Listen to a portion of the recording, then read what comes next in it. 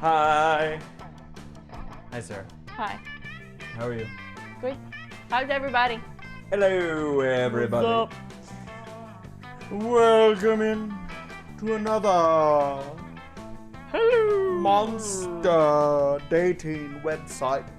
Can you hand me the controller real quick? No. To make sure that it works, because at the time Oh, I forgot this doesn't have controller support, I think. Oh no.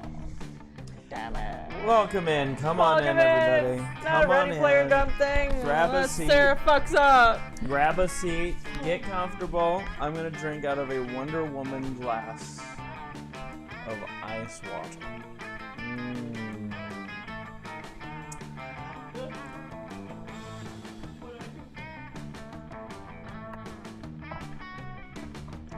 I don't know.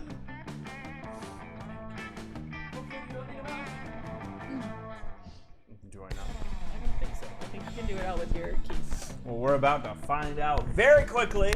Hello, everybody. So, hello, everybody. Pile on in here as we get ready to play Monster Camp. Now, we played the initial version, or I guess the first version of this game, which was called Monster High. Yes. Well, Monster Prom. Monster Prom. Was Sorry, the first one. is Monster High the girls? Yes, that's the the little like dolls. like the Bratz girl dolls. My favorite brand. Yeah. That there is, really. But yeah, so welcome in. Yeah, this is gonna be. Is that you? Did you press things? No. Oh, it's a ghost.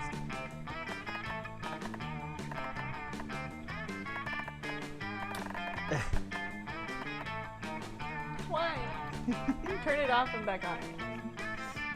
It's broken. It's like Garfield the Deals Warlock at the top. We're Ready Player Dumb.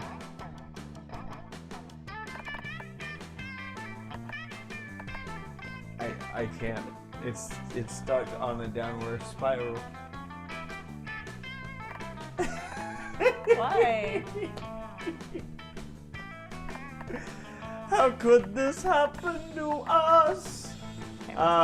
But yes, we're gonna be playing Monster Camp here. Now, as a reminder, Monster Prom, it's basically a competitive dating game where you have a bunch of these monster boys and girls who want to date other monster boys and girls, and yeah, we're doing our now we're doing the camp version of it.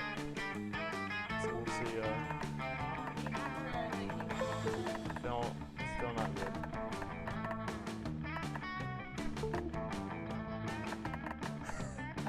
It just all of a sudden, huh? Okay. Sarah's fixing things behind us, so I'm going to talk to the chat. How is everyone doing? We haven't eaten dinner yet, so I want to know what you had for dinner. Also, a reminder for those that aren't aware, we have a podcast on Wednesday, and it is. Ooh.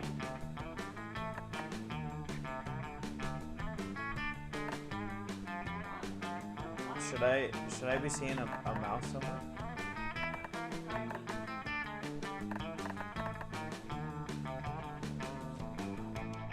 Oh, I clicked something. Let's see if this works. What did everyone have? Let's see. John. Look, I got it now. Okay. We're good. John had a bean dumpling with vinegar rice, and we had a bacon cheeseburger from a place called O'Toole's. Kevin says, "I'm good." I munched on a banana, followed by a bowl of cinnamon toast crunch. Okay, let's complain. We did 10 minutes of fucking voice effects. Is fine.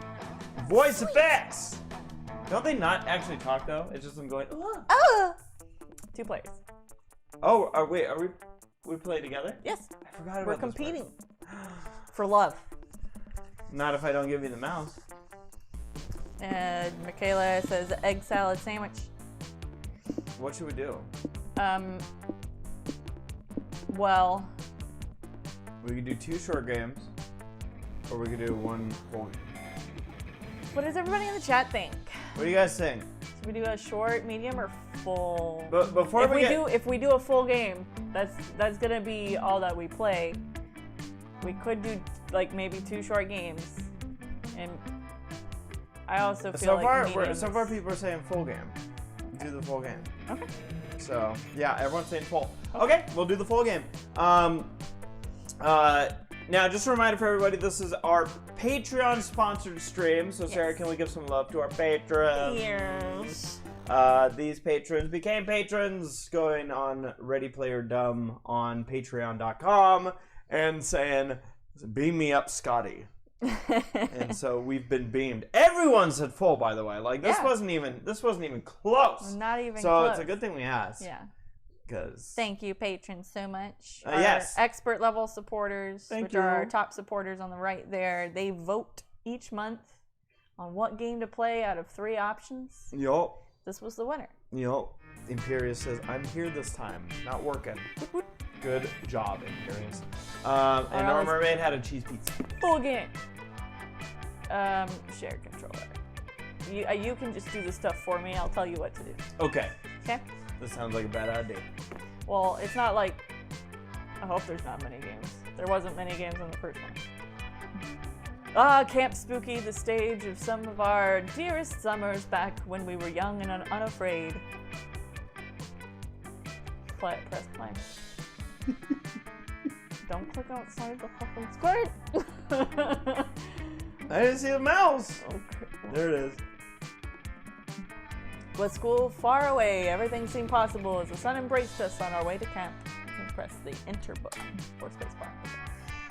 Summer has a distinct power, doesn't it? You live for the days while the nights inebriate you with possibilities. Uh-huh. It's like life could take a turn at every corner. And for us, it did. Who are you? Player 1. So that's me choosing? Yes. So God. you did choose Zombie Man last time, and it is on the thumbnail. So. This guy? Yeah. Yeah, and I just feel like I relate. Yeah. Like, to the sleeping. Yeah. Okay. Name? Green. Brian. Brian. Or custom name. What should my name be? Jeffrey? Or race? Uh-oh. This is gonna be a problem. You might not be able to name it for yourself. Oh, J, D, F, F. Okay. Oh no! Okay. Oh God. What's I will prevail. It's so nice when things go wrong like this. It really puts me at ease. Okay. You're probably gonna be stuck as a he also. Okay.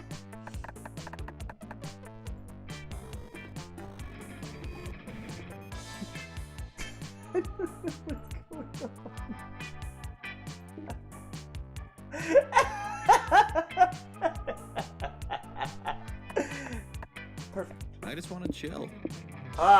Choose player 1. What is this?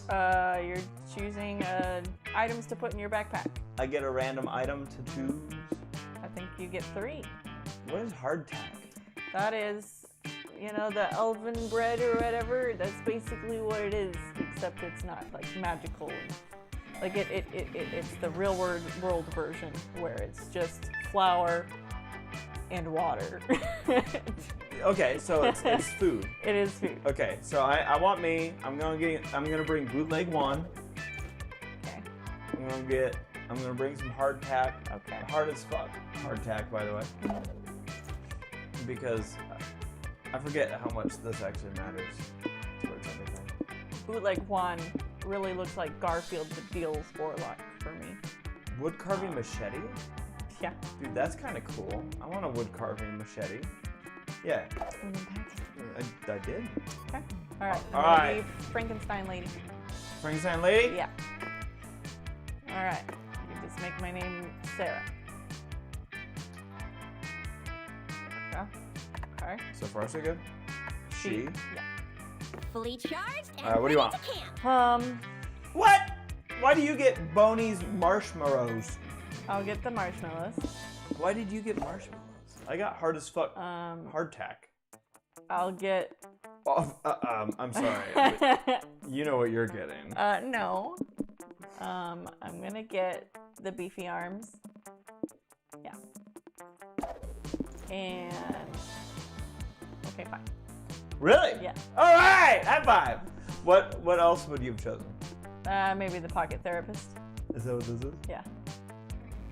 But I talked you in this Sure. before she could change her mind. Orgy etiquette. One might say that the Monster Prom had hardened us on the highs and lows of love. If you know what I mean. But no, in love, we're always absolute beginners. If you know what I mean. And summer camp was no different. No one talked about it, but the idea of summer love loomed over our heads.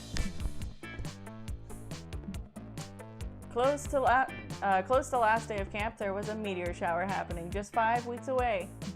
Everyone knew that if you were into someone, you were going to watch that damn thing together. So now we know what the prom. What the goal is. Yeah.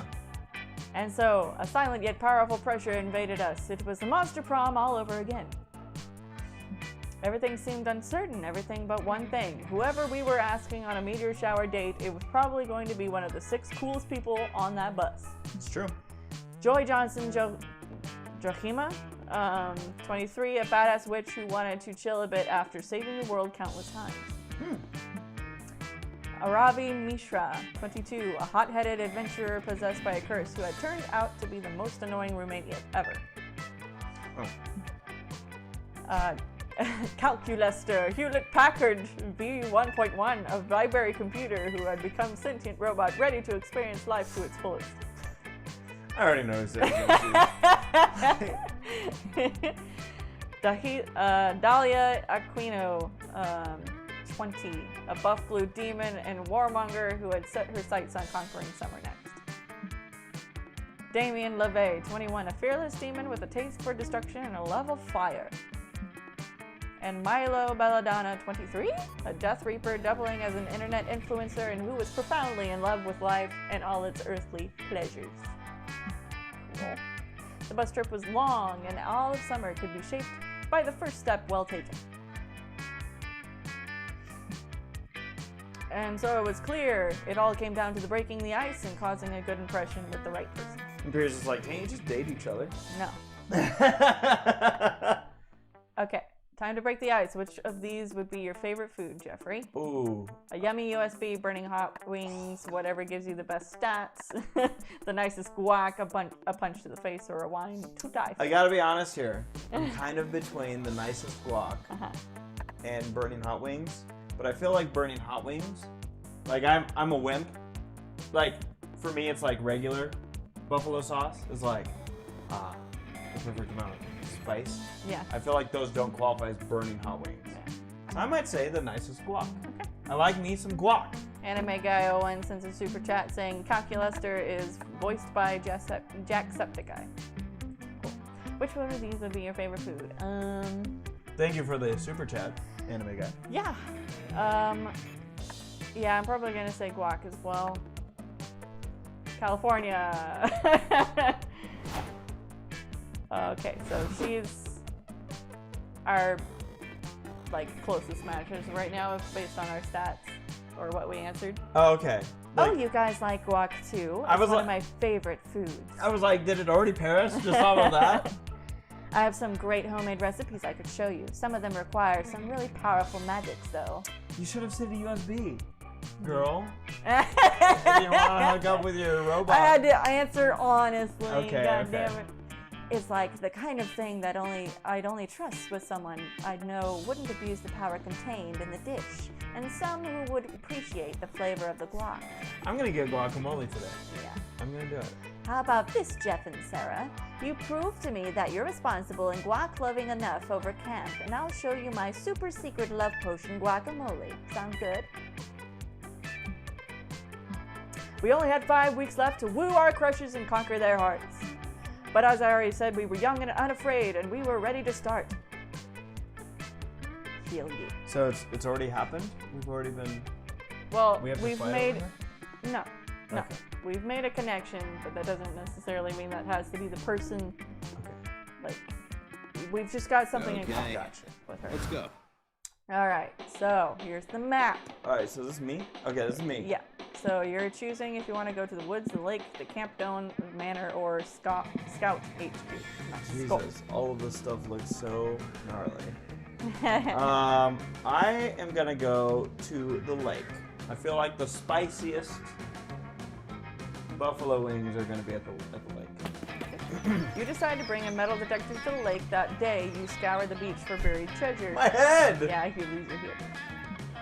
You find a keychain, a tin box of stale cookies, which you eat anyway, a glowing chalice that the Knights of Templar came to confiscate for some reason. The best of all, you managed to find some genuine silver-plated fun score. Alright. Fun. So your best stat is boldness, just so you know. After that, you leave. So I think you have to answer based on like what your highest stat is. Like, I forget. After that, you leave because you agree to join Joy and Scott for their latest photography class shoot, thinking maybe this time there will be some nudity. I hope so. No such luck unless... Joy, look! That pink fleshy giant is another one of my photographs. I think it's following me. Typical. Maybe you should try taking your finger off the lens. Oh wow, thanks for the chip, Joy. Maybe if I remove my finger, I'll get an even better view of the creature. You do that, buddy. My goodness, Jeff, thanks for coming. I love Scott and his class has been good for him, but sometimes it's like taking photos with a pile of bricks. Was that supposed to say goodness? My goddess. Oh my goddess. Okay, yeah. But It's meant to, like, monsters. not a goddess. That would be a god. It's like saying my god. Oh. Joy, look, I found a bush. So there is some nudity. Okay. Oh, that's the joke. Wow, you found a bush in nature. That's incredible. Wait, that's not a bush. No, trust me, I'm an expert. Oh boy, I'm so excited. I've been holding my pee all day. Hello, it's not me. Well, you have to hold it a little longer. The bush was me all along. Counselor Flodge, master of disguise, strikes again. Whoa! I totally thought you were a bush, bro. You even smell like leaves and dog urine, just like the real bush. Seriously? Did you actually paint yourself green? You're a chameleon. You can change the color of your skin. Expert hiding. That would be cheating, Joy. This is camouflage, and you still have a lot to learn. You should come to more of my camouflage classes. Pass. I can use magic anyway. You're lost. You're missing on the most popular class in all of Camp Spooky. I find that hard to believe. Who's into camouflage these days? Everyone I know is more into being very loud and visible, and annoying, if I must say. What? People not into camouflage these days? Well, if that's true, how come 5 campers came to me the other day to learn how to camouflage themselves and sneak into the camp shower? Smart. What? Please tell me you didn't teach 5 campers how to hide undetectedly in the bathrooms. You just got Of flogged. course I did. I'm a great counselor and a master of disguise. I wouldn't let down some fellow camouflage enthusiasts. But you did realize it was totally for perverted sex reasons, right? Yes. Oh.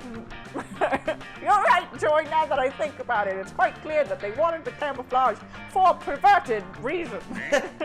I was so enamored with the fine art of camouflage, I forgot it could be used for evil. God damn it, Flodge. The world is at risk Come on, again. Jeff. We've got to find a way to flush them out. This is an emergency. Out disguise them by camouflaging the entire bathroom as a parallel dimension where nudity does not exist, or scare them off by recruiting their parents to come have sex in that very bathroom.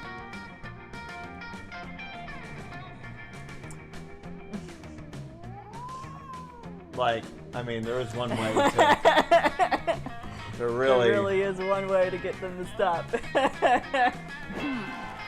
That's pretty twisted, but I guess peeping on folks in the bathrooms is even more twisted. If this is the only way, You assure her it is for some reason. Such a twist. then I guess we have no choice. We just need to track down some parents.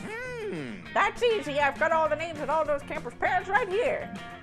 Isn't handing out that information over to us sort of a breach of privacy? Invisible. Maybe, and but if they didn't want me to indivisible. share it, they would have disguised it better. Here you go.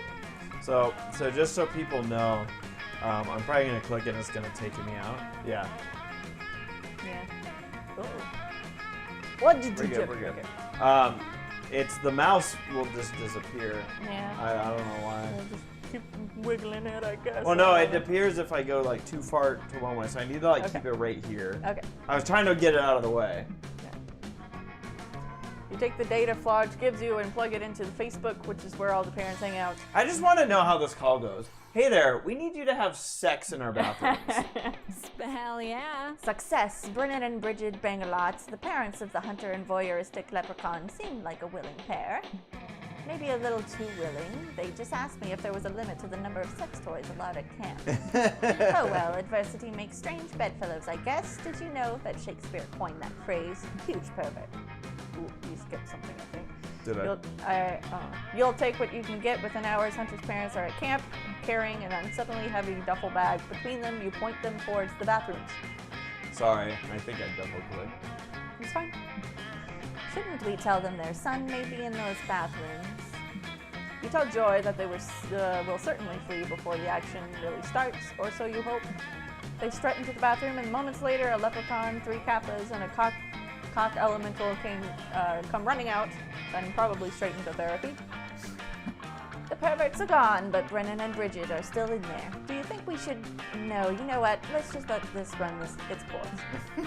No one can use the bathroom for the next 7 hours, and ever afterwards. Many campers insist it's haunted by bank ghosts.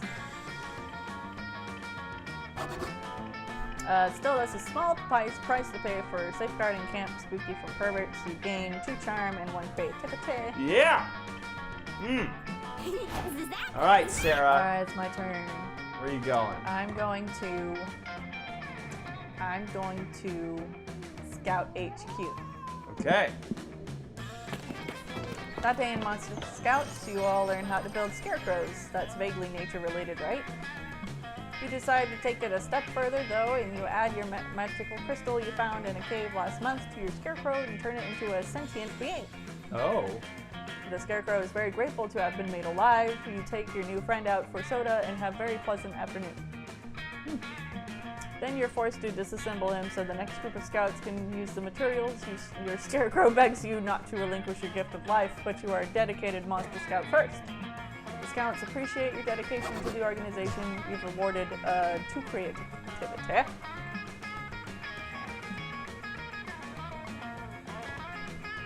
You get roped into another of Coach's dumb wilderness survival lectures. When will you learn? Hello, my beloved Oh, boy. scouts. The creature we'll be learning to trap today is more awful than anything you have encountered so far. It's indestructible by non-magical means. It has a creepy fixation on strangers' sexual histories. It's born with a knife stuck to its forehead. Honestly, this thing sounds sick as hell. Oh, It's not sick as hell, Damien. Unicorns are an invasive species. We'll have to kill them. Seriously? Wait, you want us to capture and kill unicorns? What is this, medieval France? I don't kill anyone unless the plot demands it, or if I need their skull for a ritual. Slaughtering majestic cryptids is not my bag. What about Damien? You don't have the same outdated hang-ups about killing unicorns, do you? Look, I love murder. If murder had a dick, I'd suck it. But unicorns? They're just so pretty. that's not a very scout That's thing exactly to the problem. No one wants to kill unicorns, but they're a horrible environmental menace. Ever since some irresponsible princess introduced unicorns to these woods several centuries ago, the forest has been overrun with these dancy-francy pests. Other animals spend so much time singing and frolicking with the unicorns that they forget to eat and die of starvation. The dramatic uptick in rainbows is severely disrupting the natural patterns of the precipitation. The entire ecosystem is in shambles. They must be stopped. Okay, that does sound bad, but can't we handle the problem without, we have a new item in our inventory, guys. We can't see that notification, but I'm sure it's a playing card. If we do that, we're no better than they are. Oh. Coach sheepishly pulls a blanket over a large wooden crate labeled unicorn grenades. I guess we could capture them, but the only way to lure in a unicorn is by using a virgin as bait. Are any of you virgins? Not me. I definitely fuck. Joy's not a virgin either. Fair. What about you, Sarah? Whether you're a virgin or not, you're not about to say so in front of your two hottest friends was another cruelty-free way to catch a unicorn. When people say unicorns are attracted to virgins, what they really mean is that unicorns are attracted to free first-class tickets on Virgin Atlantic Airlines. If Coach wants a unicorn, give him a unicorn. You know, a startup valued at over $1 billion. I'm gonna go with the airline. All right, airline it is. You see, kids, this is the kind of lateral thinking that really ruined a unicorn's day. To the woods! You print out a huge pile of Virgin Atlantic tickets and leave them in the middle of a clearing, then hide with the others in some nearby bushes. I don't get it. Unicorns have been around longer than Virgin Atlantic, right? Why would they possibly give a shit about some random airline tickets? I was wondering that too, so I read several books on the way over here and discovered the truth. Virgin Airlines is much older than most people suspect. What a plot They twist. actually began in the 1400s as a mystic order of knights. They only admitted warriors who had never had sex before, thus creating the concept of virginity in the first place. Ugh. Also, their airplanes are made of virgins. I couldn't figure out what that means exactly, but it does. But it looks like an exciting mystery to solve in our next narrative arc. Tight. Shoot! Here they come. With a sound like wind chimes fucking, 100 sparkly unicorns burst into the clearing to impale free airline tickets with their shimmering horns. They are ecstatic.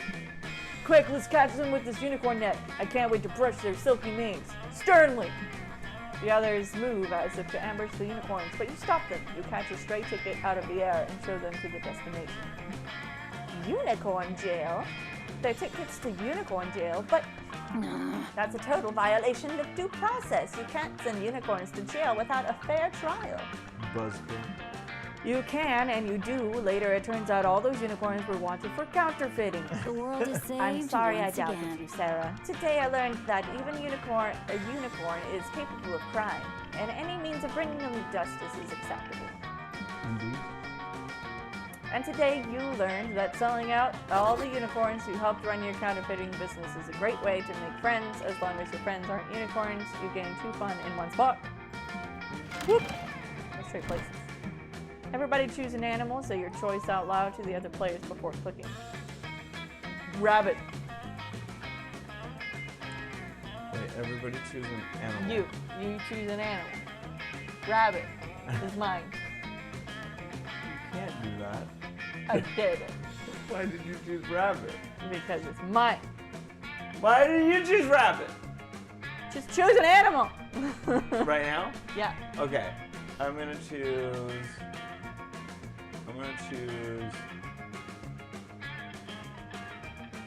Are there any other animals besides rabbit?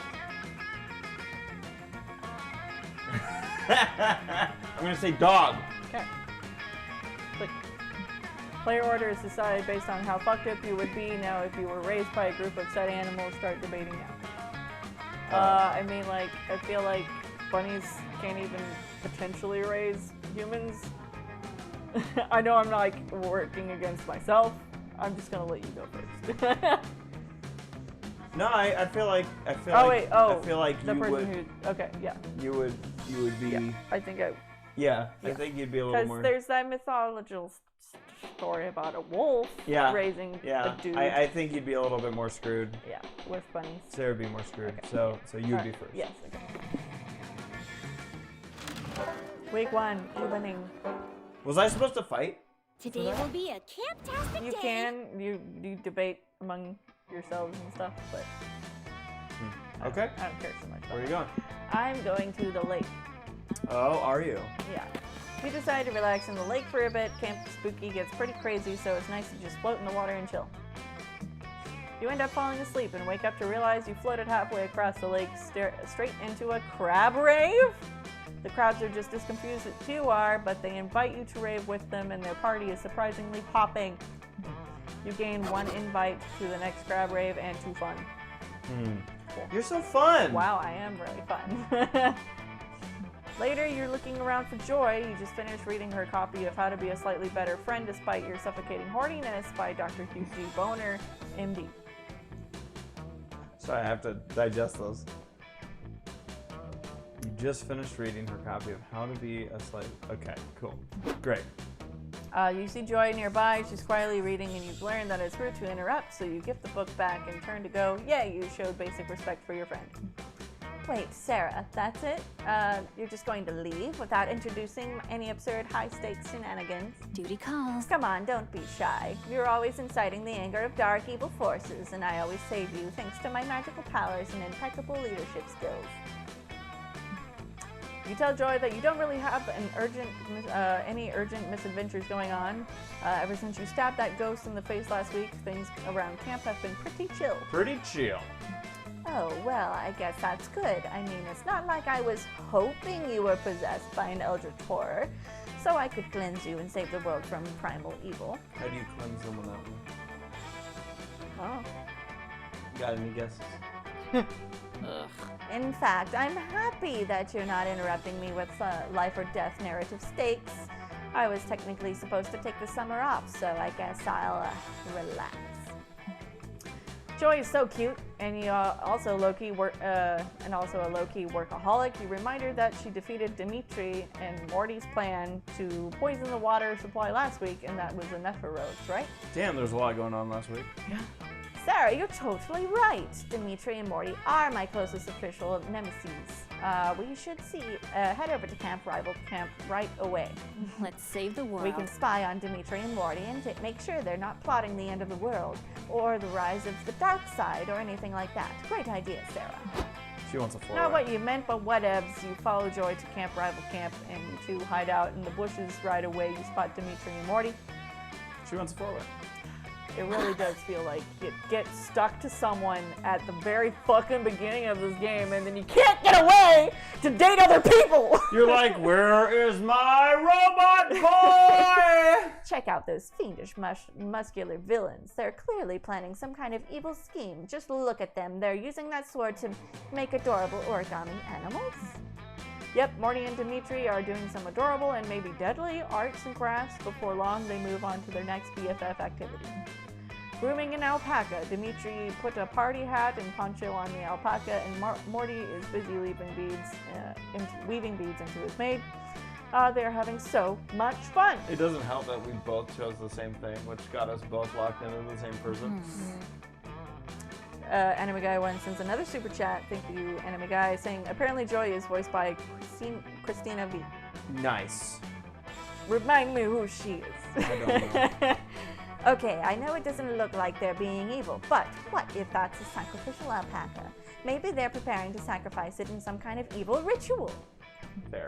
Then you watch as these two shirtless goofballs cook up some homemade raspberry jelly. Somehow they fashion some fancy jelly beards, and then wear the beards sticky but sexy.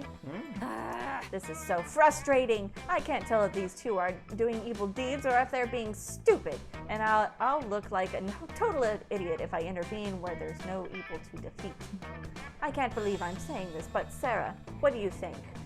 How do we tell if Morty and Dimitri are actually being evil? Alright. Dimitri and Morty are idiots, and stupidity is basically a different language. Hire an interpreter who's fluent in stupidity, or Disney movies taught you well. If these two are evil, they'll burst into a classic villain song sooner or later. Villain song! Villain song. An evil villain song? Oh, she didn't like that. I don't know, Sarah. Good. Maybe then I can escape. That sounds kind of off genre, but I guess Dimitri and Morty skew more musical than I do. You and I are both gonna go unlaid in this round. Wait, holy shit. I think I hear highly singable music? Where is that music even coming from? Let's go check it out.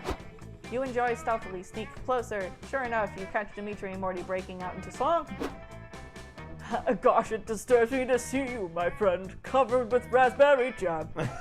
But I know that these afternoon arts and crafts are a critical part of our plan. Yes, BFF, it may seem we're unwise, but it's all just a part of our plot. We'll use the llama and the cranes in these beards, and they'll make us even more hot. No! We both may be totally evil, but I don't know. But for now, let's focus on crafts. My raspberry beard is a massive success. Let's make jelly pubes for my chef! It's still a song. Okay, I didn't know. Is it raspberry jelly or raspberry jam? Or perhaps it's raspberry preserve? Ah, just forget it. Regardless, old pal, we'll make you the pubes you deserve. Go back to your, I'm not sure where the melody went with this. Is it raspberry jelly or raspberry jam? Okay. Or perhaps it's raspberry preserve? Ah, just forget it. Regardless, old pal, we'll make you the pubes you deserve. Wait, are these guys evil or not? They're singing, but you have no idea if it's a Disney villain anthem or just poorly written duet about edible pubes. Enough of this. I can't take this anymore. Dimitri, Morty, just tell me, are you guys being evil or are you just being stupid? I have to know. From the darkness. Waha! If it isn't my rival Joy. We'll never reveal our secrets to you. Aren't you entranced by our dark and mysterious motives? Are you feeling seduced by the mystery? Oh, she's totally getting seduced by the mysteriousness, bro. She was hiding in the bushes watching us rub each other with jelly. Hey, Joy, obsessed with this much? Look at The pockets, yeah. This is absolutely mortifying. I can't believe that I'm getting out bantered right now. You're not sidekick Sarah, this whole thing is your fault. Nothing fucks up my protagonist game like a fucking incompetent sidekick. I'm leaving, and I hope you feel dumb. Well, you did it. You have a chance. Goodbye, Joy! You have a chance. Such a disgrace. Mwahaha. Morty, check out Sarah. What wildly disastrous attempt at seducing Joy. Could you be any more obvious, Sarah? Strike a pose! Joy is hot as fuck, but you should give up now, Sarah, unless you think you can compete with our raw sexual charisma. I am lubed up 24/7, bro. I like how they're fighting harder. Yeah. Oh, see, the mouse is gone again. Damn, you've been betrayed by the very Disney-esque tropes that defined your childhood. The disappointment makes you lose negative tool creativity and negative one smart. Ooh. You're literally only gonna have fun left. Yeah. That's all that's gonna be you. Just One moment. Okay, let's go. You're fine. No, I'm trying to find the mouse. That's fine. No, it's I not. Well, you can still click on stuff, right? There we go. No. Man, I wish there was... why isn't this controller compatible? It literally showed a controller at the beginning. So I It don't know. should- I'm gonna The go. controller should work, but it didn't. I'm gonna go to the woods. See what's Okay. going on there. That day you get lost in the woods. Yeah. You decide to study the tree's bark and moss patterns to solve the situation. The situation. By reading the tree's bark, you realize which direction north is. By reading another tree's bark, you learn the exact age of the tree, 73 years old. I'm such a nerd. Yeah. By reading yet another tree's bark, you learn the tree likes Irish poetry and believes Buffy and Spike were the ultimate ship in Buffy the Vampire Slayer. Spike the dragon. Whoa, so much useless knowledge. You gain 2 smarts. No! I don't want to smart. You meet up with Joy for some quiet time. Ooh la la! That is weird. Didn't the first game ask like multiple questions? Yeah, it did. But then I feel like that game also did have that issue where like, It was really just one person. yeah, and I mean, I guess it leans that way because it's supposed to be competitive and you want to get a date, but it really kind of sucks when the person you want to date never fucking shows up. Sarah wants Which turns out to be actual quiet time. Like Joy brought a book and she wants to just hang out and read. I need a break. I mean, can you blame me? It's hard work single-handedly defending Camp Spooky from evil. I need some downtime. I honestly feel like you and I are both gonna end up, like I said, just losing the game. Yeah. I mean, just this morning. I had to banish a baleful dumpster back into the trash dimension and then spend several hours staring moodily into the distance as I contemplated my complex relationship with Dimitri. I'm worn out. This has been joyful. Anyway, thanks for coming with me. It feels good to read with someone else. It's like being alone, but together, you know?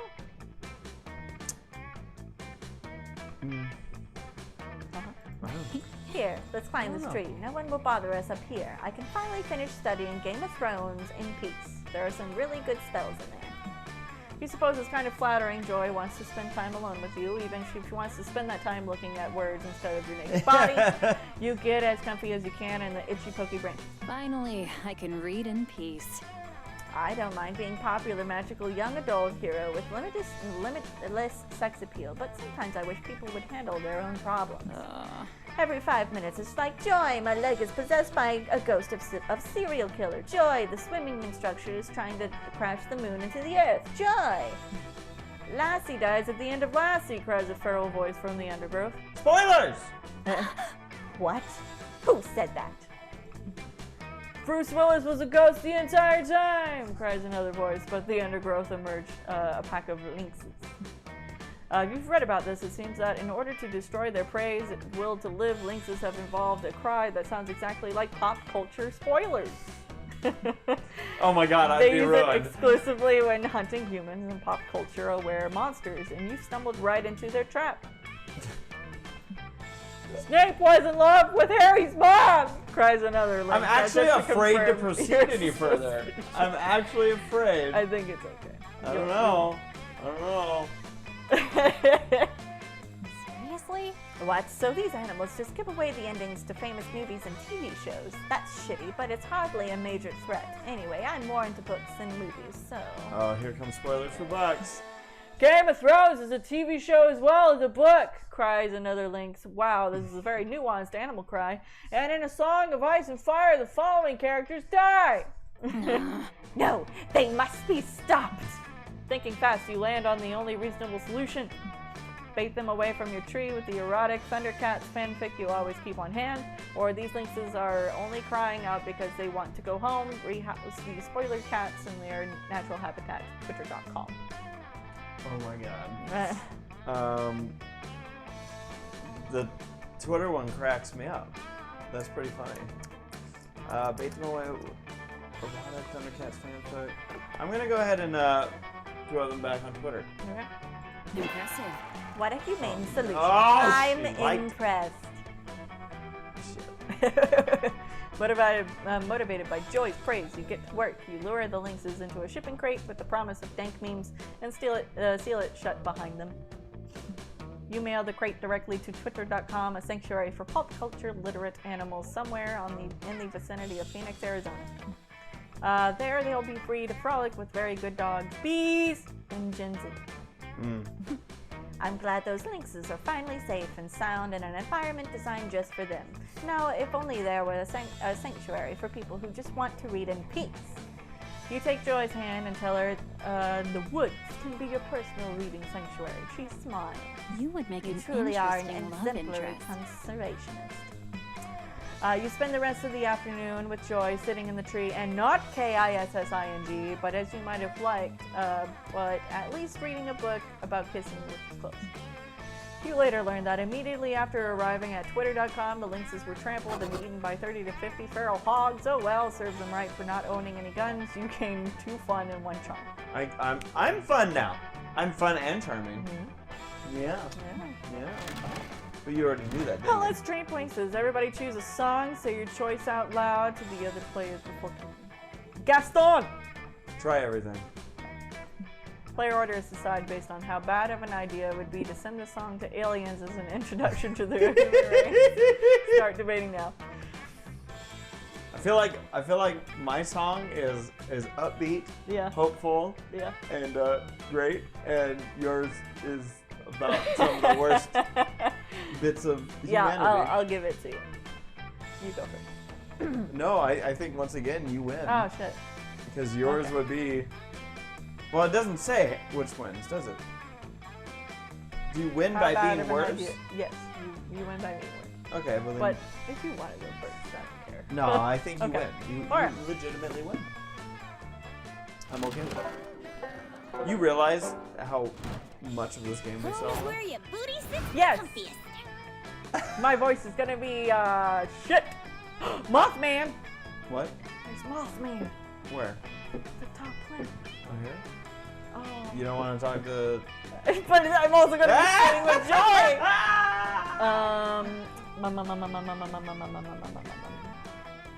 But I gotta talk to Mothman. Sent me by Mothman. All right, Mothman. Good evening, Sarah. I hope you enjoyed your day at summer camp. My day is only just beginning. My people are mostly nocturnal, so I rarely spend time awake during daylight hours.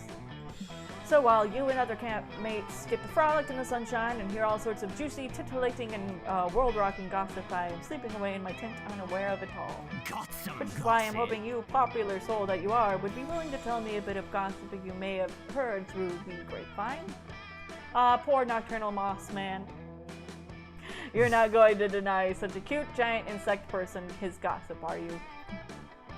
Time to concoct some lies and slander, all in the name of being a good friend, of course. Choose a player to strike with your gossip skills. What?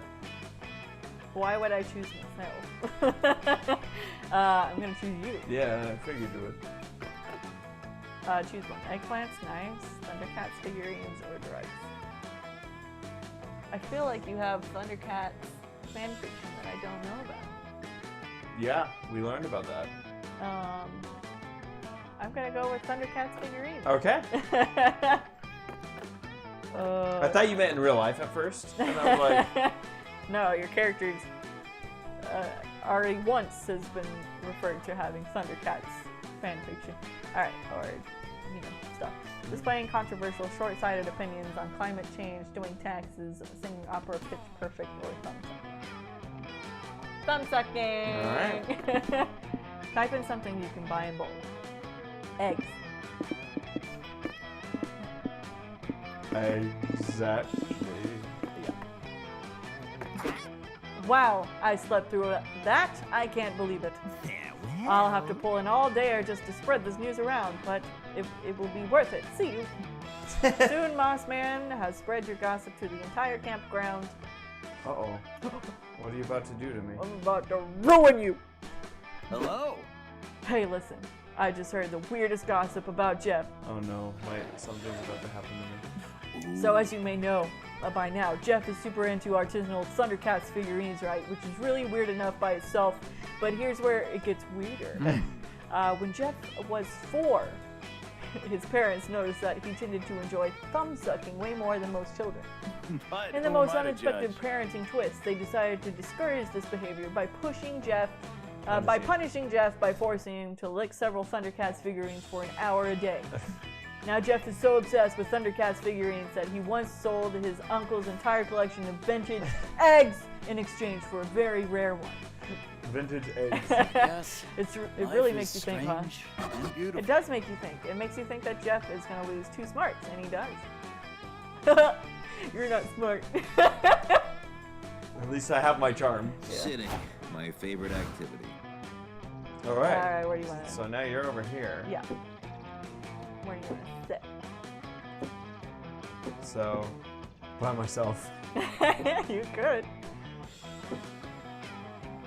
I'm trying to remember. So this is the Nora possessed says, oh, she should have said tampons. LOL. vintage tampons. I mean, you could think of vintage eggs as like dinosaur eggs. Oh. Yeah. Where do you want to sit?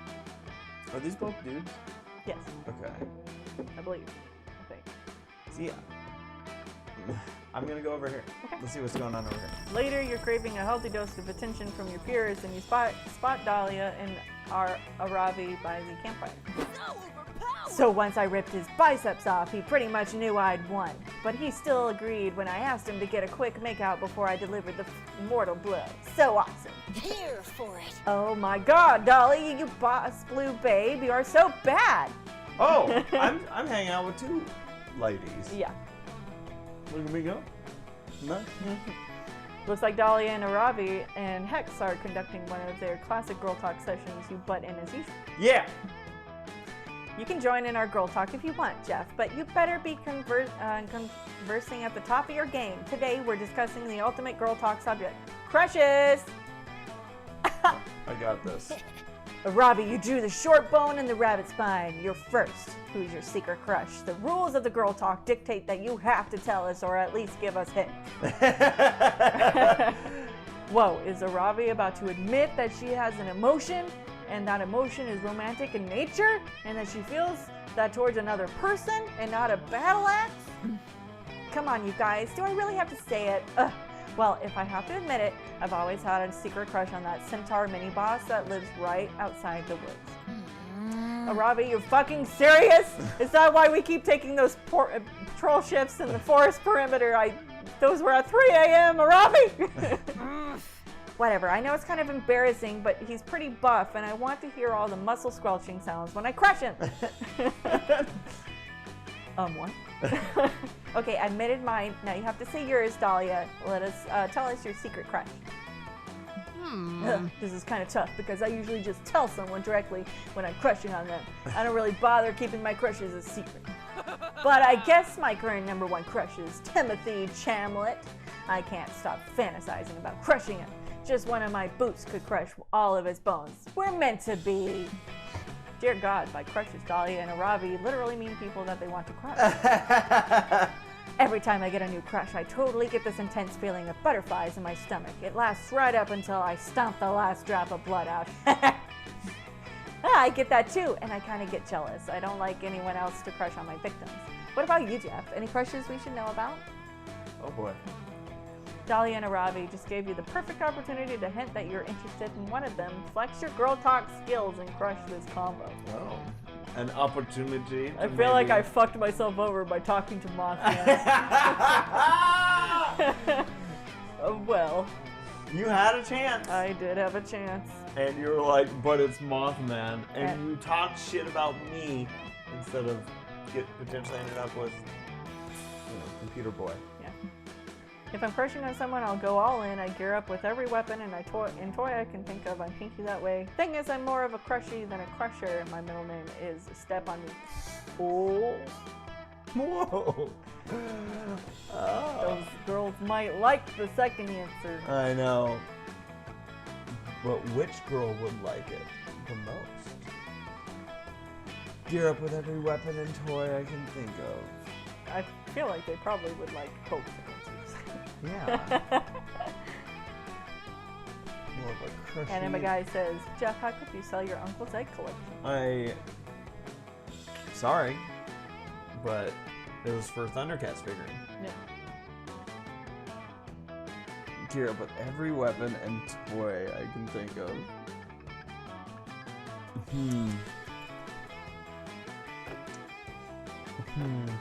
This is definitely I feel like a top versus bottom conversation. Yeah. Choose. I'll go. This game is gonna be 5 hours long. I'll go with this. Oh. Wow, Jeff, I didn't realize that you were so well prepared for adventure. Yeah. Oh, Robbie, are you blushing right now? Or is that just a side effect of that poison worm potion you drank earlier?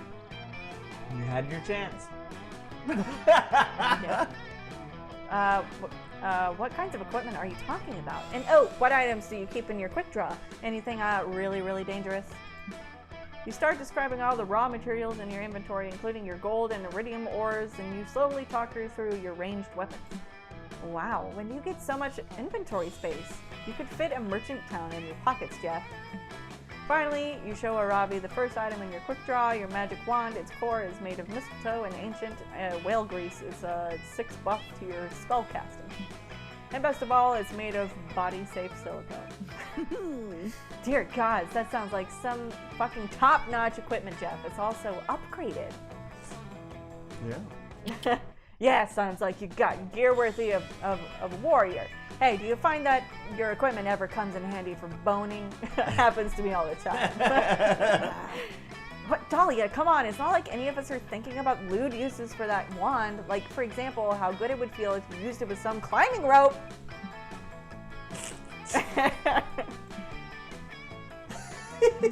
Anyway, we should change the subject. You finish up the girl talk by debating which of Timothy Chamlet's bones would be the most fun to crush. Dahlia takes off afterwards, but Arabi grabs you by the sleeve. I'm seeing if I could get with Possessed Girl. Okay. I'm cracking up at this dynamic. Yeah. Jeff, I was kind of impressed with some of that inventory stuff you were talking about back there. Guess you're not as bad at girl talk as I thought you were. Thank you. Do you want to Maybe we could battle sometime and see who crushes who. Yeah. Hell yeah, Robbie is probably going to crush all this cartilage off of your face, but you're going to crush her heart with the power of summer romance. Yes! Take that! You're stuck! Oh, Sarah, are you sad? No, it's fine. Okay. Let's trade places. Everybody choose fictional characters. Say your choice out loud to the Judy Hopps! Fix it, Felix. Okay. Player order is decided based on which character would be the best companion in a life or death scenario. Judy, okay. I think you would. Judy Hopps is... Are you giving this to me already? She is, well, okay, so the thing that Felix has is his gold hammer, which, you know, will literally keep you alive. Uh-huh. But Judy is a trained professional policewoman. Yes. She's got a lot of knowledge in life or death scenarios in which Felix is probably gonna panic first. So we can agree that Judy Hopps is the best. Yeah. Great. All right. Week 2! We're just almost on done. week So many choices. Oh, I could do all these now.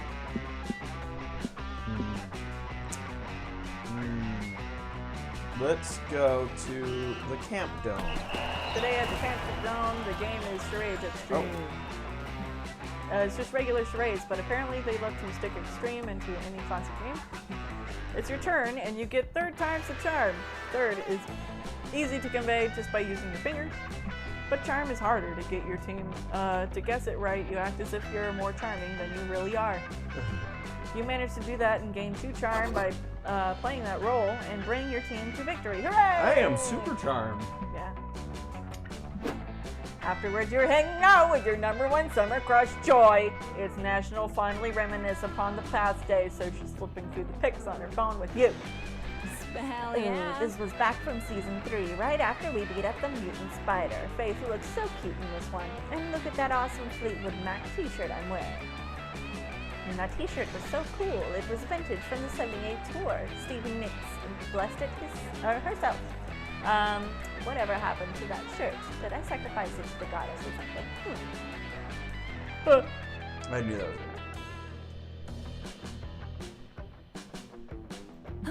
Oh wait, I remember exactly where I left it. Fuck. Joy makes a mysterious phone call as she starts asking about the Fleetwood Mac t-shirt, but the person on the other end of the line is obviously not being chill about it. Listen, Xarix. I know things ended badly between us, but can you please just give it back to me? Give back my Fleetwood Mac t-shirt. I specifically remember leaving it in your evil lair. I know you know which t-shirt I'm talking about. I didn't leave multiple t-shirts in your lair. No, there's definitely no need to discuss it in person. I do not portal here. Do not portal here. Suddenly, a magical portal opens, an objectively sexy centipede person emerges, and they are giving off palpably villainous vibes. Sexy centipede person. I gotta see this. Okay, thank you. Joy, baby! I've come to speak with you in person, just like you wanted me to. You look lovely as the day I wrapped you in my bug silk.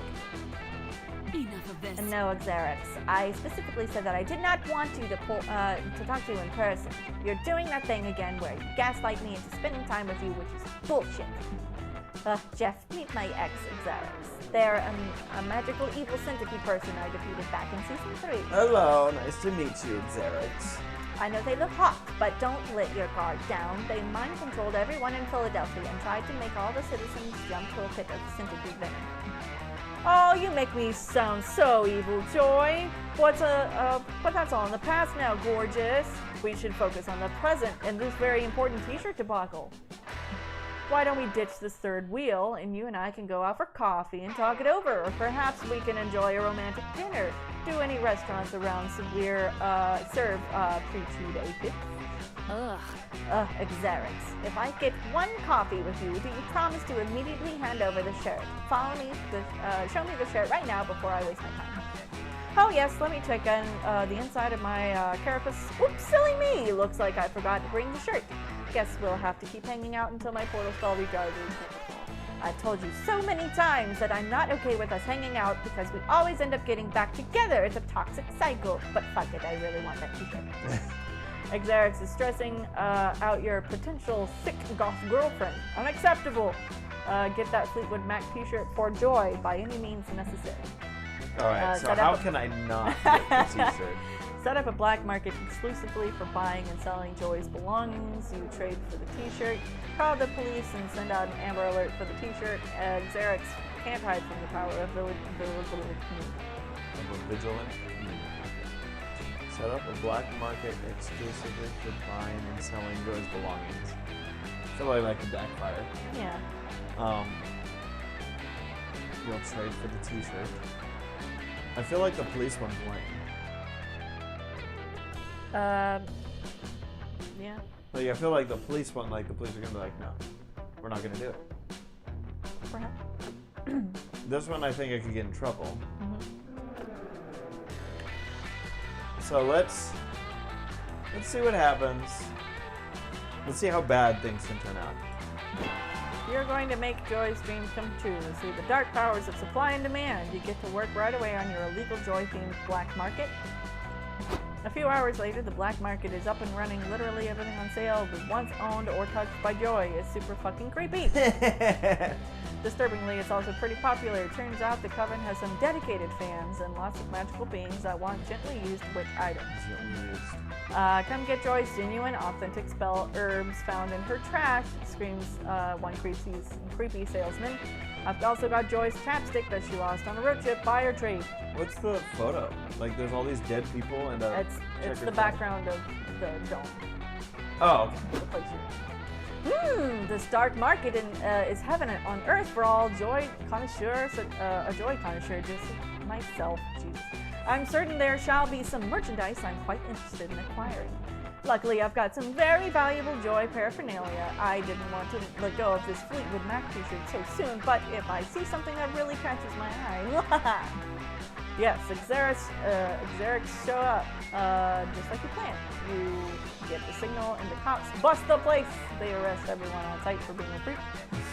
No, you all misunderstand. I'm not a creep. I'm just a humble human centipede. You can always trust a human centipede. Oh my god. We'll just not go into details here. The police send the creeps to creep jail and confiscate the items to return to Joy. The cops also tell Joy what a good job you did, which is nice of them. What a plot. Holy shit, this is amazing. Jeff, you got all of my stuff back. Look, there's my first spell book and that chapstick I lost in Face's car on the road trip episode. And oh my goodness, my Fleetwood Mac t-shirt. Here it is. Yes, I can feel Stevie's powerful witch blessing radiating over me. I Thanks underestimated a lot, you. Jeff. You were super chill about my very clingy centipede person, X. You're pretty great, huh? The mayor awards you 3 smarts as a reward for your outstanding work on Operation Black Market Creep Raid. Also, you made Joy super happy. A new day, a new adventure. I'm gonna give you this, Alright. and I'm gonna be back, but I'll still be listening. I'm gonna grab crackers. Alright, I went to the manor. As you're searching the haunted manor, you come across an enchanted doll that promises to grant all your wishes. Cool, you take it, it possesses you, of course. It turns out the spirit was inside, is exactly like you in every way, so nobody notices the difference. I should have gotten you to get me some water. The only difference is that the spirit will be a little bit bolder than you, so you basically gain 2 boldness. Hooray! Later, you're wandering around trying to tell if you have mercury poisoning from all the tuna you ate for breakfast when you see Joy and Scott. I love Yo, taking Sarah, pictures. check it out. Joy and me are doing photography. It's basically the art version of sport. Yep, we're taking a photography class together. This week we're supposed to capture the majesty of nature. What would you say is more majestic, a small bush or a small shrub? You have a desperate need to be included in basically everything your friends do, so you whip out your phone and start snapping pics with Scott and Joy. Yay, friendship. Suddenly Scott pauses. He takes a big sniff of the air and inhales for about 40 seconds straight. It's an awkwardly long time to be inhaling. What? Oh, thanks. I had a cup. Here, take this one. It's fine. I thought something smelled kind of off. Joy, you okay? You smell sort of stressed out. Like that time I asked if I could eat macaroni just by using my butt. What? He asked to eat macaroni by his butt. Please don't smell me, thanks. Something doesn't But feel I am a right. bit stressed. It's just that everything is so calm, and when things seem calm, that's actually when they're the least calm. It's the calm before the storm. When there's no obvious evil encroaching, that just means the whole world is about to be blindsided by the biggest threat imaginable. We should be more worried than ever. Do you think maybe you saved the world too much and got used to saving it? Maybe you're just not used to chilling out. It's like me and footballs. When I see a football, I want to catch it. So somebody has to throw it first so that it needs to be caught. It took me a while to accept that. No way. This is not about me and my emotional defense mechanism. There's definitely an ancient evil lurking just beneath the surface somewhere around here. Like, for example, look at these pictures. If there were a normal episode with the coven, we'd spend the first 2 minutes taking photos and setting up some beat blocks. And then we discover the mysterious omen in these pictures, teasing the larger evil that is yet to come. See, doesn't this picture of a tree look a little foreboding to you? It just kind of looks like a normal tree to me.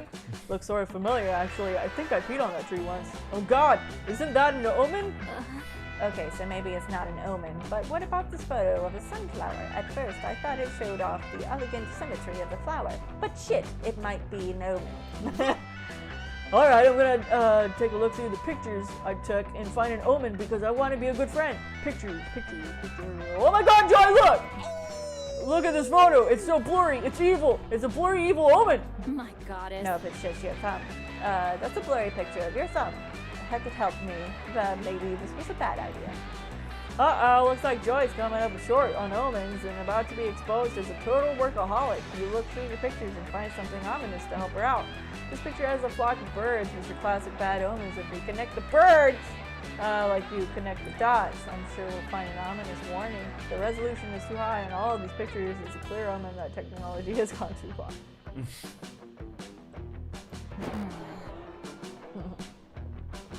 Sure. Just to clarify, are you showing us this photo because you actually think it's an omen? Like, for real, is this what you think an omen is? I don't like you.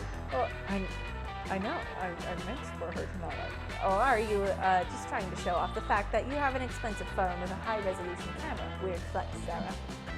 Yeah, you're supposed to flex with your muscles, not your mouth. Wait, I guess you can flex with your mouth. I mean, you shouldn't flex with your words. Not cool. Especially if one of your friends really wants a good camera for photography class but can't afford it. And that friend is me. Scott wanders a few feet away, saying that he needs some alone time to take sad pictures.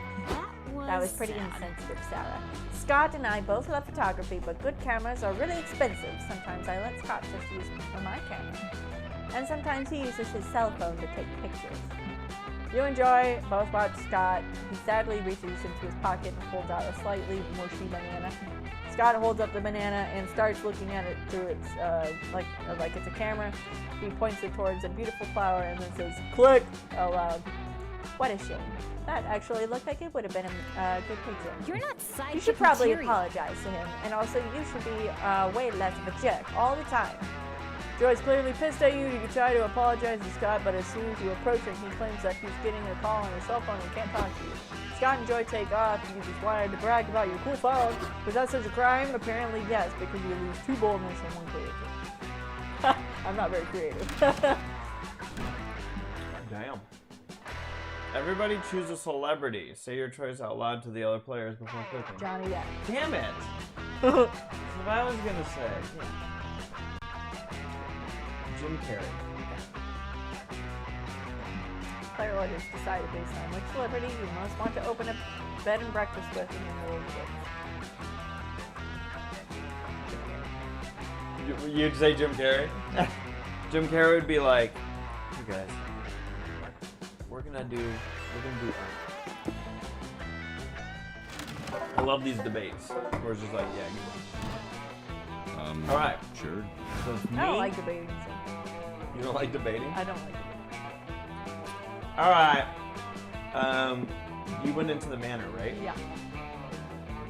And you've done Scout HQ. Yeah. I'm gonna go back to the lake. Okay.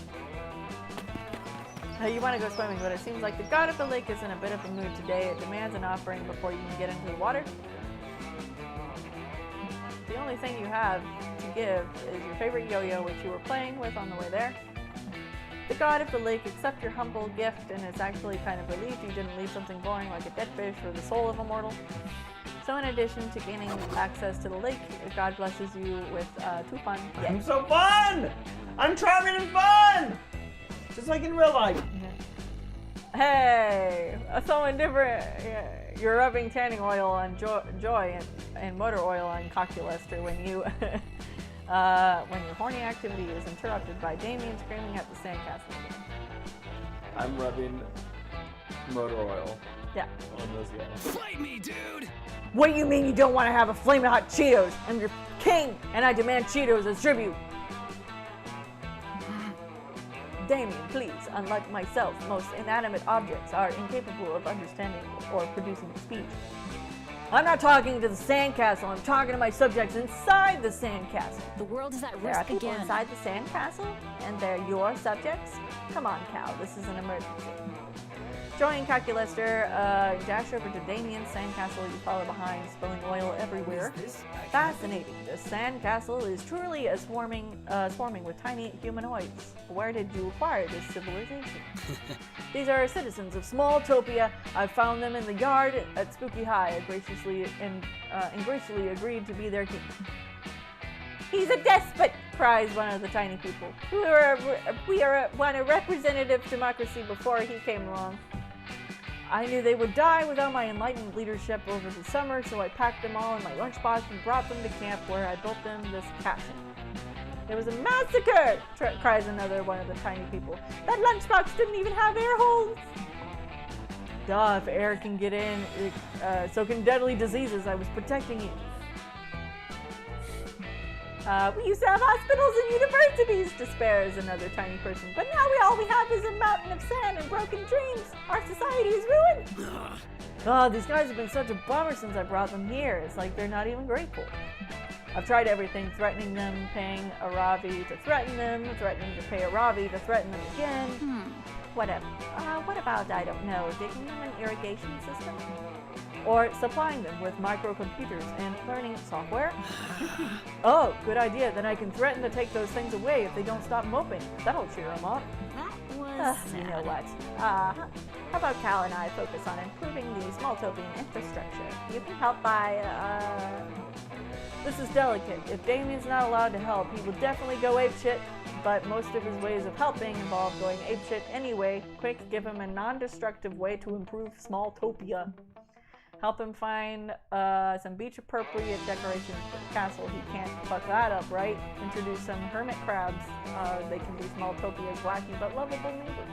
I feel like the hermit crab thing is gonna go terribly wrong, and I'm gonna select it. Oh my god.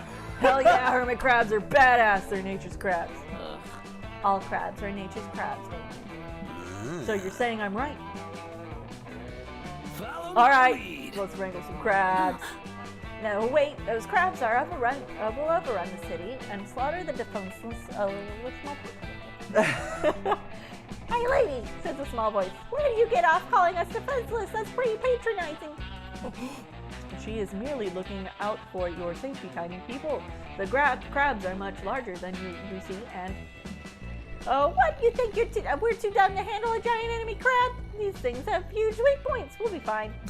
okay, so what I'm hearing is that I should get a bucket of crabs and dump them on Smalltopia. Well, no, I wouldn't recommend dumping them on, Says the tiny voice, but it's too late. Damien's already back with a bucket of crabs and ready to dump. Oh no, I cannot bear to watch this army of crabs descend upon these Smalltopians in an orgy of peaceful coexistence. Such a twist. Wow, it looks like the crabs and Smalltopians are natural allies. They're getting along great. The Smalltopians are teaching the crabs critical thinking and team sport. And the crabs are teaching the Smalltopians advanced surgical techniques that they've never been able to perform themselves because of their lack of fingers. Contrary to everyone's expectations, the Smalltopians and the new citizens of Krabu Dabi live together in peace and harmony, where everyone is happy except for Damien, who thinks peace is dumb. Well, then one of the crabs pinches him on the eyeball, and he thinks that's pretty metal. Now everybody's happy you gained 2 boldness in 1 shot. I'm also not very creative, but I'm a lot of a lot. I feel like my numbers are high and I hurt. Get lower. A new day, a new adventure. Go ahead and give you this. I'm just fun. Just fun. Well, you're That's fun. fun. I mean, it's gonna be fun. I'm going through the woods. Today you decided to hike all the way across the woods. You want to see what's on the other side. It's a long, treacherous hike that ends up only taking an hour. I guess these woods aren't that big after all. How do you and your friends get lost in them so often? Anyway, it turns out there's a library on the other side of the woods. You go in and read some books or something and gain 2 smarts. Hooray. You're walking around camp trying to forget the heinous crimes you committed in your sleep last night when you run into Jack! Oh, hey. Oh, hey, Sarah. I I think guess you- I don't hate your guts yet. Let me guess. She's stalking us. You've got some kind of goofy, unexpected problem going on, and you need my help to fix Duty it. calls. All right, I'll help you. Technically, I was supposed to take a break from work this summer, but hey, I'm a witch battling the forces of evil. If duty calls, I have to answer. You shrug. You've got nothing. Not even a small-scale, low-stakes dilemma for Joy to help with. It's basically been a normal day so far, which almost never happens at this camp. Huh? Nothing at all. Well, obviously, it's good when people don't have problems, and I don't need to be super useful with and competent all the time anyway. I can just sit here and read my book and absorb the information, and that's how people relax. So that's what I'll do too. Here I go to read. 30 seconds go by. Oh my goodness, there has to be something perilous around here. Come on, it's totally not just me struggling to actually relax. Don't you feel that, Sarah? The dark evil force lurking somewhere in the shadows. I sense we're I in sense an danger. ancient evil ready to strike me whenever I let my guard down. Nice try, ancient evil. Not this time. I know exactly how to deal with this. I'll just consult with my ever-powerful, ever-wise spiritual mentor, the goddess. Plus, it'll give me a chance to work on my interplanar communication spells. Joy spends 45 minutes on an extremely complex spell. There are quite a few esoteric components, and she ends up using your pubic hair and belly button lint as a channeling tool. Perfect. The spell is ready. Here I go, goddess of light. Your ward summons you. Grant me your wisdom, heavenly goddess. Joy's spell works perfectly, and she summons the being of pure divine light and femininity, who is clearly in the middle of taking a bubble bath. Oh, Joy, good to see you. Although I'm pretty certain I asked you not to commune with me during bath time. What's up, girl?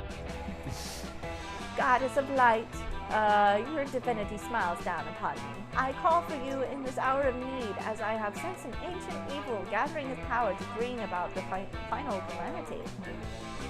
Oh my god, Joy, I promise you there's no mysterious danger lurking around trying to ruin your summer relaxation. You're a total workaholic. Take a break. Seriously? Surely you jest, divine light, for it's my sacred duty to protect the world against the forces of evil, and I would totally never manufacture a catastrophe just to feel useful for anything. Twilight Sparkle. Yeah, sure. Well, I just used my omniscient powers to scan all the universe, and it seems pretty chill. Guess I'm going to enjoy the day by relaxing in my bath. What about you, Joy? Ugh. Sarah, isn't the goddess acting weird? What if some ancient evil fooled her into letting her guard down? There's got to be some kind of danger here, right? Seems like Joy won't be satisfied until there's a disaster she can quickly and competently discern. Quick, find something dangerous for Joy to The dangers of poor skincare routine. The goddess is what, like several millennia old? That skin won't take care of itself. The dangers of ever-growing atheism among younger generations. Every second, fewer and fewer people give a fuck about the goddess's divinity.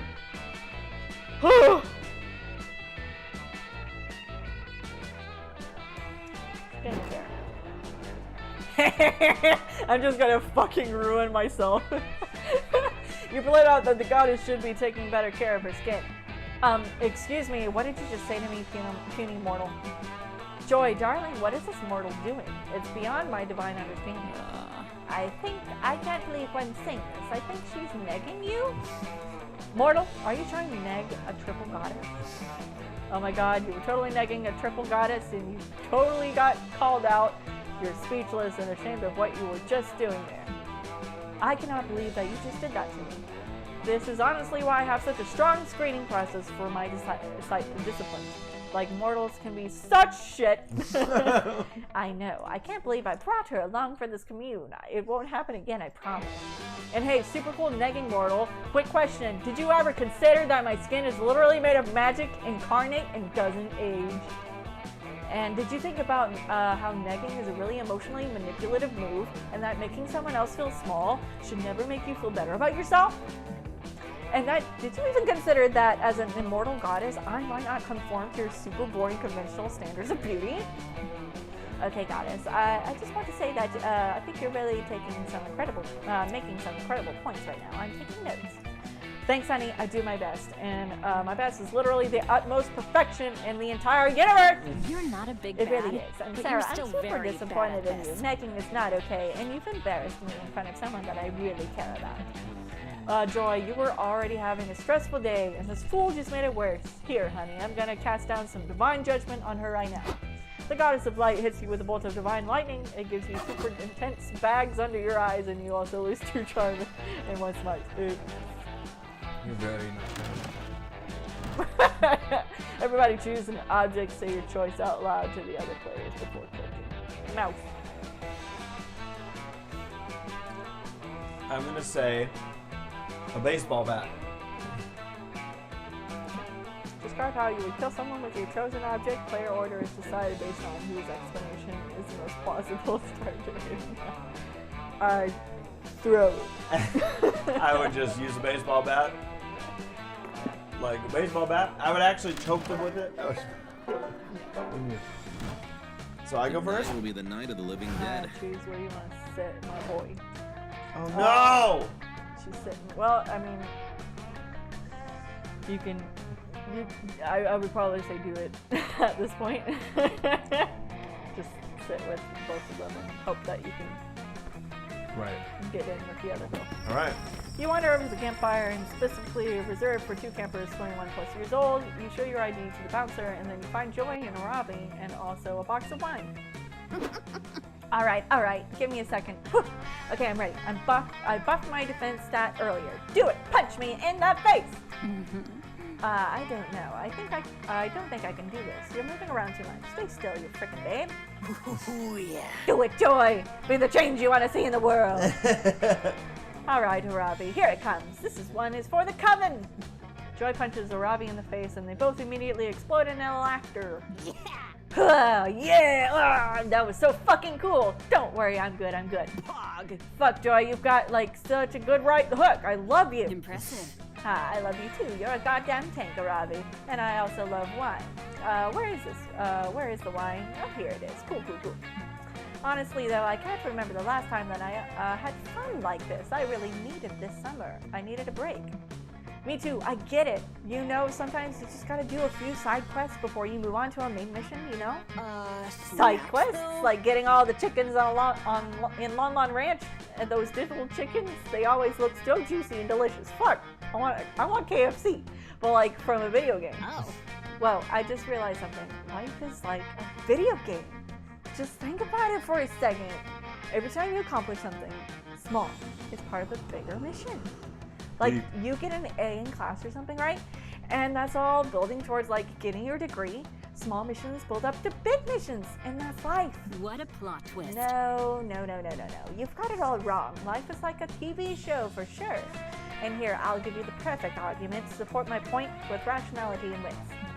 Life is like a TV show because first off, it happens in 30-minute episodes, sometimes an hour, but mostly it happens 30 minutes at a time. Okay, well, that's obviously true. But that's not all. Life has a thing you're doing right now. That's the episode plot, but it also has a bigger underlying thing going on. That's the season arc. You two are both biased. The only person here who can trust to settle this is Jeff. What do you think, Jeff? Feel like a video game or TV show? Yes. What? Why are you laughing? I like put down my cup in such a way that a droplet like came back on my Oh, face. it's on your face. I know. That's good. Nature has seasons, TV shows have seasons. I rest my case. Life is like an arcade game. It gets progressively harder and harder, and then you die. So, video game, TV show. Oh, I know who I'm choosing. Yeah. It's kind of funny how we're both like, let's see if we can get the person that we want. All right, here we go. I'm not gonna end up with anybody. Well, you have a chance starting in this. Life is like an arcade game. Yeah. Yeah, so true. Life is just one level after another, and you just keep going and going and going until you're out of life points, and nobody in the arcade has ever beat the game. Oh my goddess. A few little drunk tears start running down Joy's face. She realizes that we weren't meant for each other. I've broken her heart. Oh. Hey, it's okay. Listen to me. It's okay. Don't cry, Joy. Joy. Shh. I think at this point the game's like, we know who you want. Did you get sad because you remembered that they just continued French Toast Crunch cereal? Because that's totally reasonable thing to cry about. I'm sorry, guys. It's just that level thing. Like, if I think about life like that, then each villain the coven takes down is like a level, right? And I worry all the time that maybe one day we'll fail at saving the world, and sometimes I just think it's inevitable. Everybody loses sometimes, right? And when that happens for us, that's the ball game. It just takes one failure and everybody dies. The world is over. Some fucking evil ass loser kills everybody. And it'll be my fault. Aravian leans over and gives Joy a hug. Joy smiles and hugs her back and then starts gently wiping away her tears. Sorry guys, I didn't mean to get so heavy. We can have fun, sorry.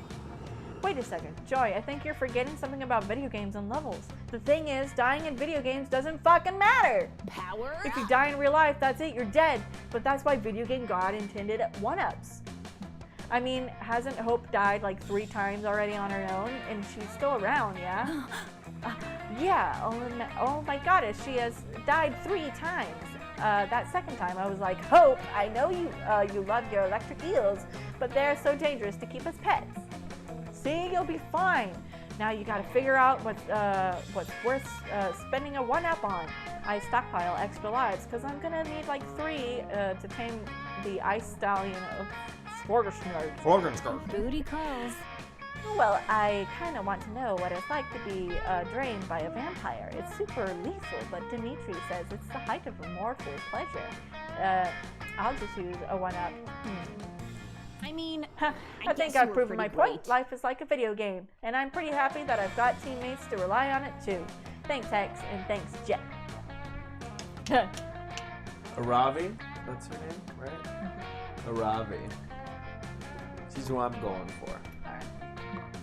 You're on Team Aravi. That means 1, you get access to Aravi's near infinite stock of 1-up potions, effectively making you immortal, and 2, you get to snog her sometimes. Nice! Ah, does that mean I did good? Yeah. Yeah. Campfire time, yeah! Snog! Alright, so Now's your chance. I am between Buff Woman. Oh, that's and right. Computer You Man. like buff women's too. You like buff women. You like buff women's and you like robot boys. Sarah, choose wisely.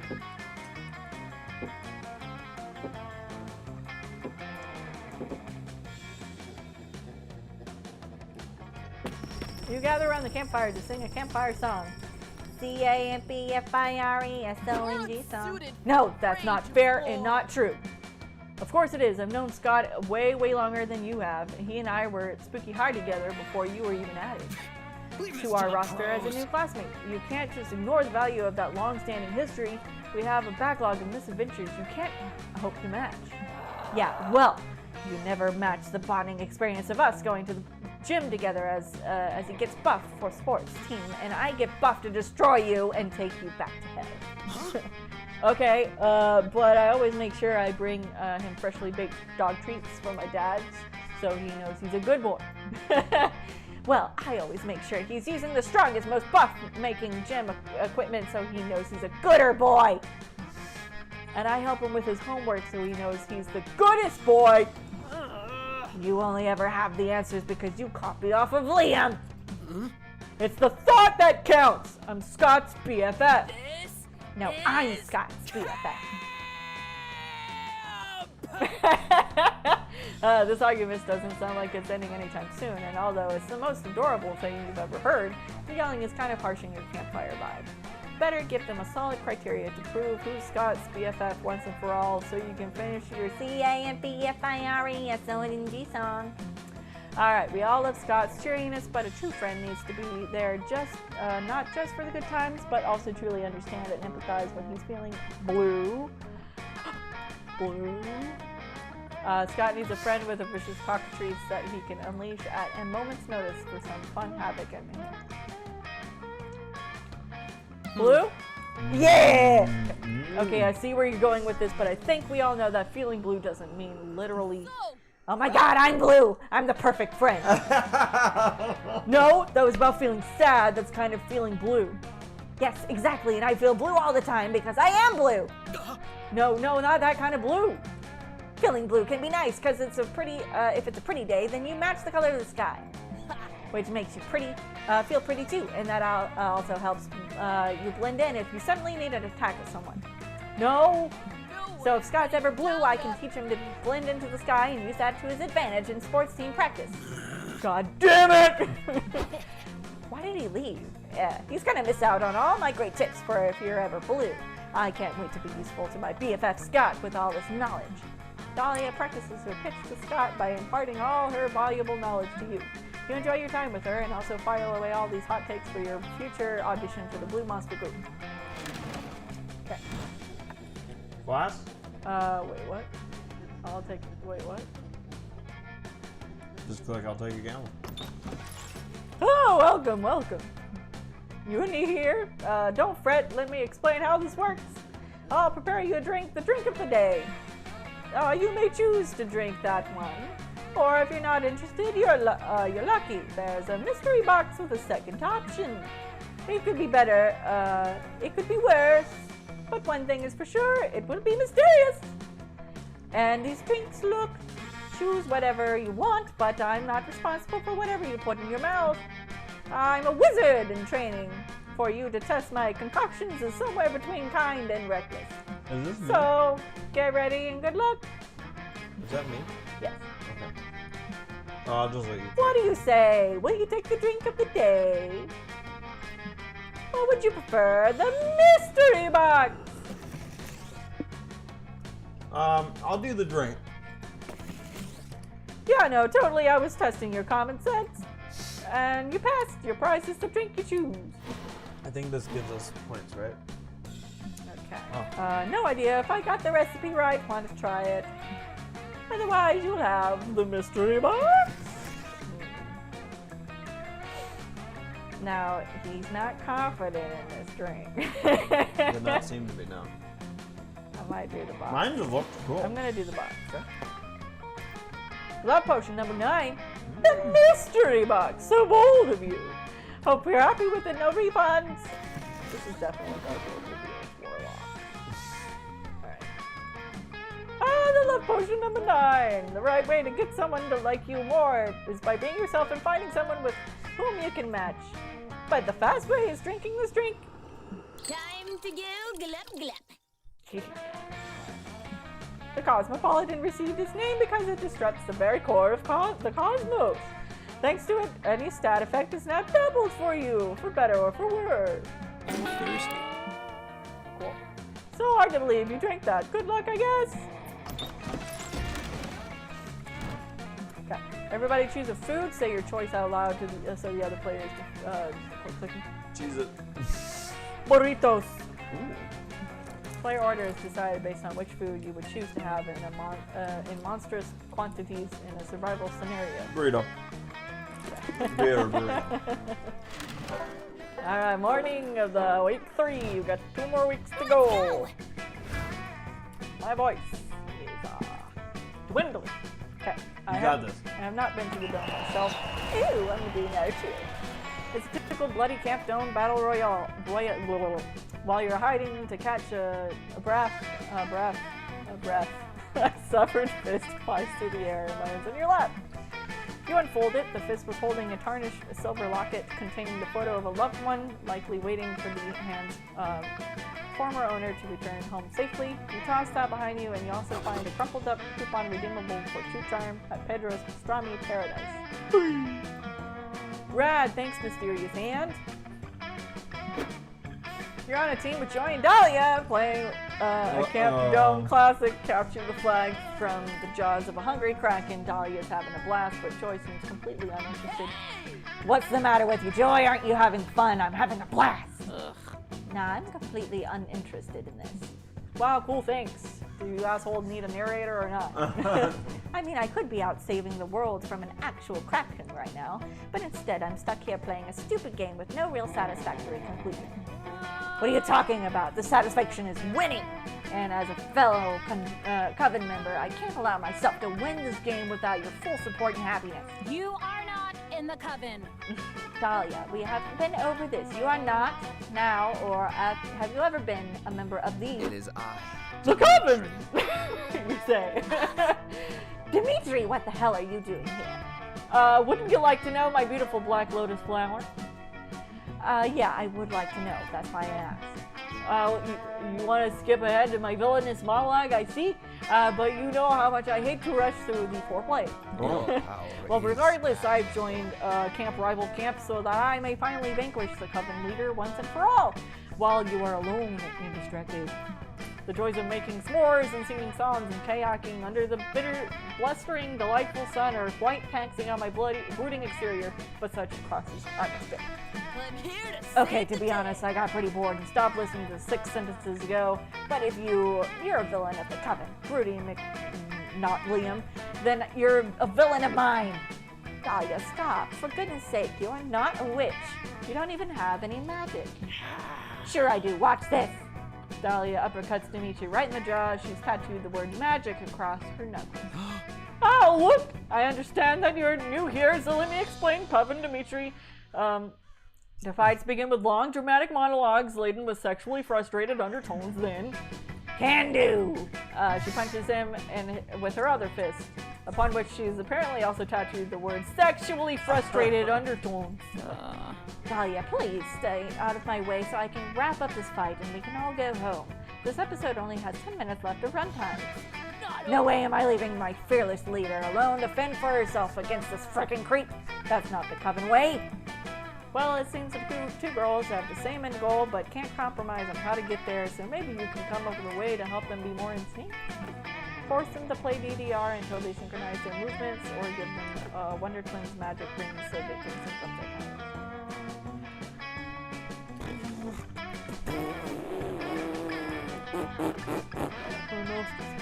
Bueno. Welcome to the game.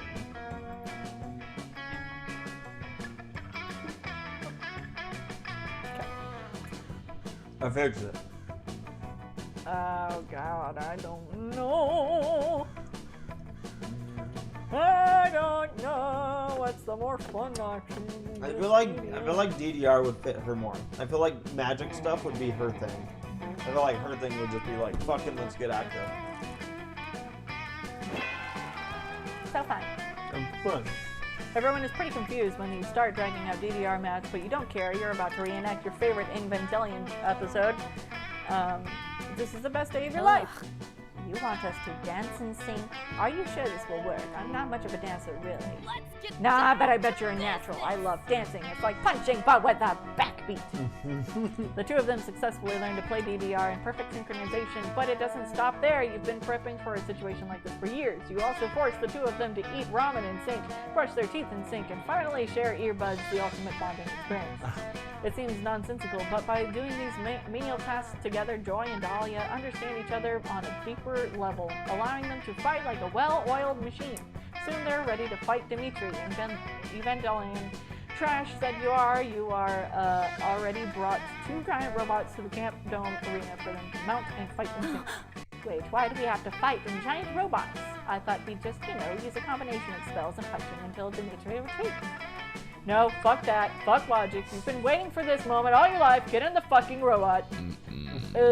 Actually, I'm not too thrilled about fighting 2 giant robots. Also, that whole training sequence took forever, and I should have been back to my campground several hours ago.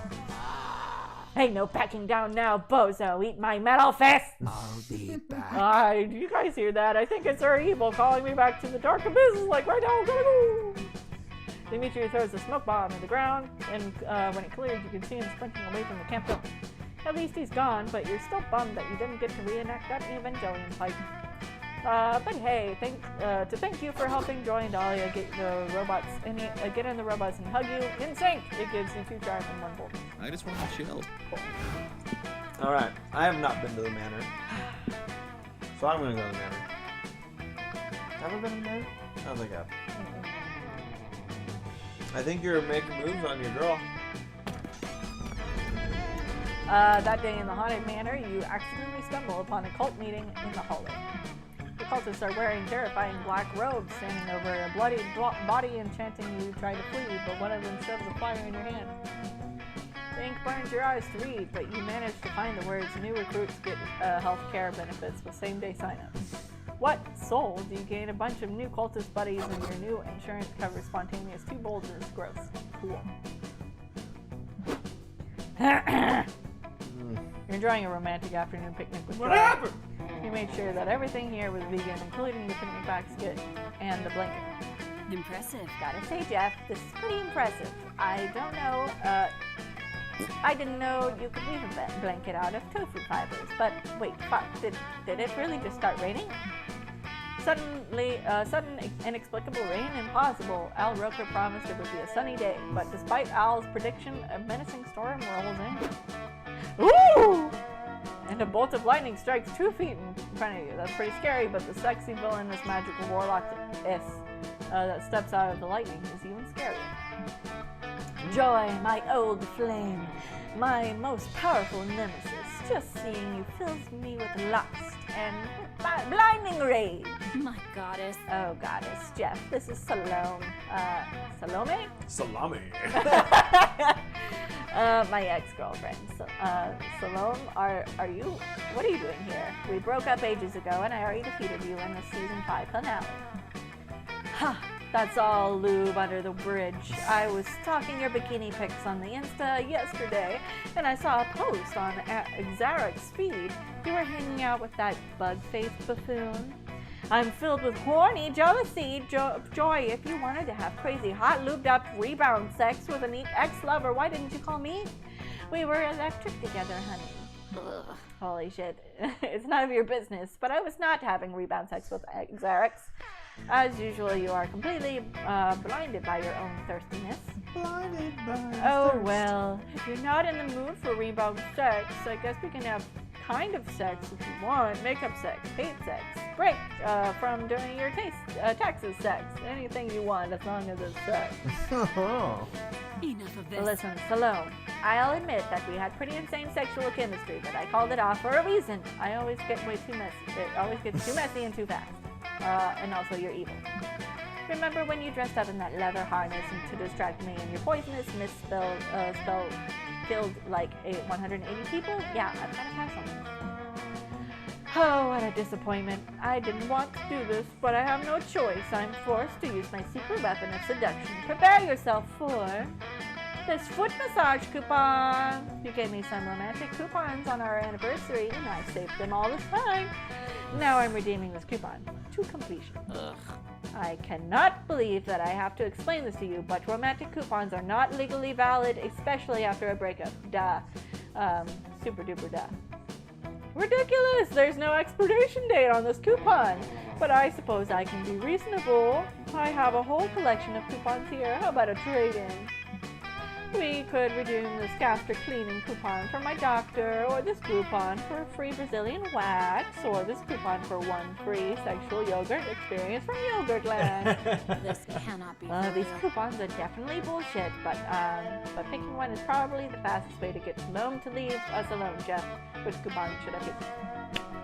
Help Joy vanquish her evil ex-girlfriend by choosing the least horny coupon. The least horny coupon. Fortune favors the bold. Choose Ask Me Any Question and I won't answer truthfully coupon. Pick the right leg coupon. It's the last coupon we need to form the legendary Exodia coupon.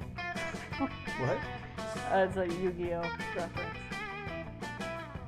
Oh. There's like 5 cards that make up like a really badass legendary like god creature thing. It might even be 6 cards.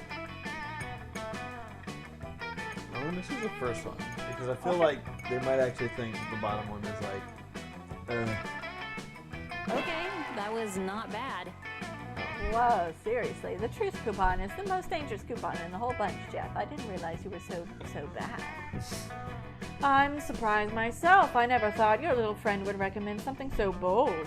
Are you sure that you don't want to choose the threesome coupon? Is there one? No, I trust Jeff. I'll let you redeem the Ask Me Any Question and I'll answer truthfully coupon. Do you wish, Sloan? Oh, ho, ho! This is just too delicious, Joy. Do you really swear that you'll answer my question truthfully? I'll get blue walls if you lie to me. Is that the girl version of blue balls? I've never heard that before. I guess so. I've never heard that before, but it's good to know that. Okay. Hell yeah. Yes, I will answer your question truthfully. It's a witch's promise. Yes, yes, yes. The possibilities are endless. Nothing is more sensual than an ex-lover admitting they're still burning lust. Perhaps I could ask which position, or no, which body part, but then I could inquire about the flavor of my, or perhaps Xerax proboscis, or the Kylo Ren roleplay. I've got it, Joy. Tell me this. Have you ever had another lover equal to my sexual prowess? Please answer in the form of a full-length descriptive essay. Oh, goddess above. Gotta say, Jeff, you're a fucking genius. Salome, I am not comfortable answering that question. You'll just have to keep wondering. No, you gave me a witch's promise, you beautiful lying slut! Read the coupon! Rude, and also I'm not a liar. You already asked me your question, remember? You asked Joy, do you really swear that you'll answer my question truthfully? And I answered. No! Fucking semantics! I've been trapped into wasting my most powerful coupon. Damn it all to Protestant hell!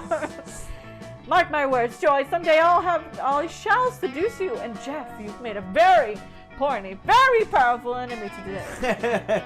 Salome disappears with another lightning strike, and the ring clears out. Impressive. Thanks for helping me, Jeff. That was quite impressive villain vanquishing. Should we get back to our romantic picnic now? Yeah. Wow! Yeah, you made Joy super happy. You also gained 6 smart whoa from unrelated shenanigans. Alright, nice. Okay, everybody choose an object. Choose an object, Sarah. Cup. Spoon. Fellow camper with whom you share a tent has brought plenty of this object. Player orders decide based on how unsettled you feel about sharing the tent with this person. Cups Or spoons. or spoons? Feel like with cups you could just be like, they're probably gonna do a beer pong. Yeah, with spoons, it's a little weird. You're like, yeah. Using mainly spoons. So I guess I'll go. Yeah.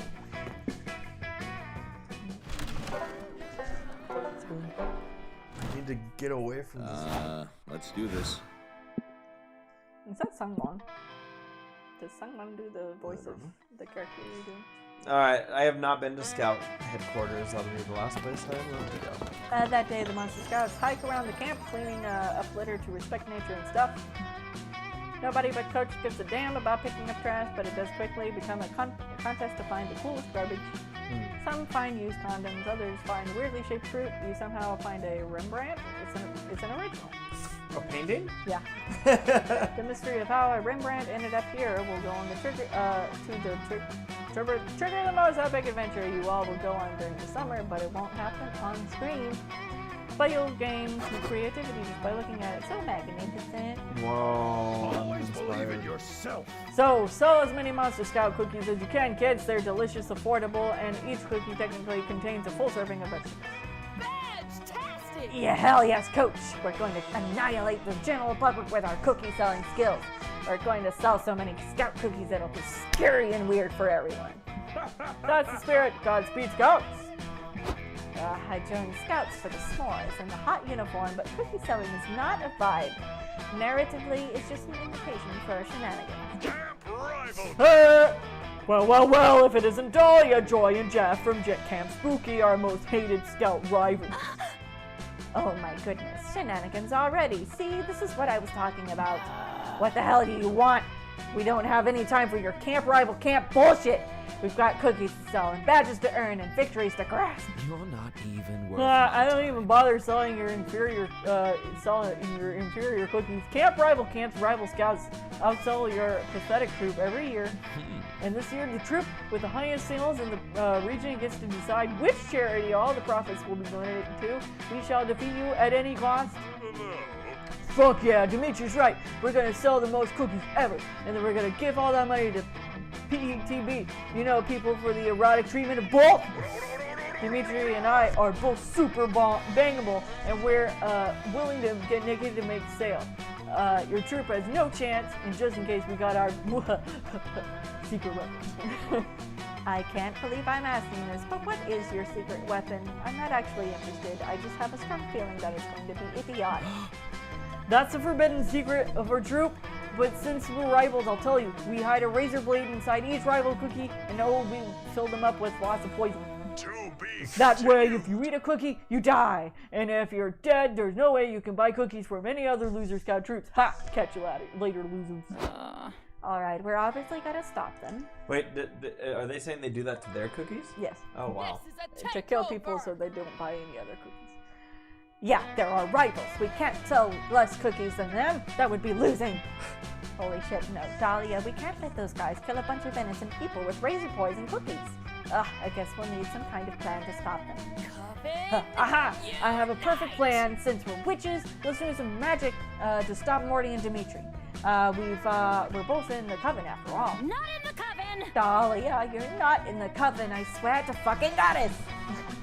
This is going south fast. Impress your friends and defend your troop's honor by figuring out how to stop Dimitri and Morty from selling a single poisoned cooker. Convince Dimitri and Morty that they're secretly robots. They'll be questioning their own sentience so hard that they'll forget about the cookies. Convince Dimitri and Morty that society has collapsed. Cash is worthless. Cookies are the closest thing that the new society has to current. I want to go the robot one, but I feel like it's going to be the right answer. Yeah. See? Normally, I would say this plan is completely idiotic, but in this case, Dimitri and Morty might be stupid enough to buy it. You chase down Morty and Dimitri before they sell any cookies. In a very convincing speech, you break news to them they're actually robots. Robots? It's impossible. Surely you must be messing with me. Joy, is this true? Do my veins run with oil, not blood? Yeah, it's totally true. You guys are robots. Think of it this way. Jeff is too dumb to lie, so you can trust him. I have a 13 smart. Yeah, what Jeff said. Super true. 100% true. Oh, Dimitri! What the hell?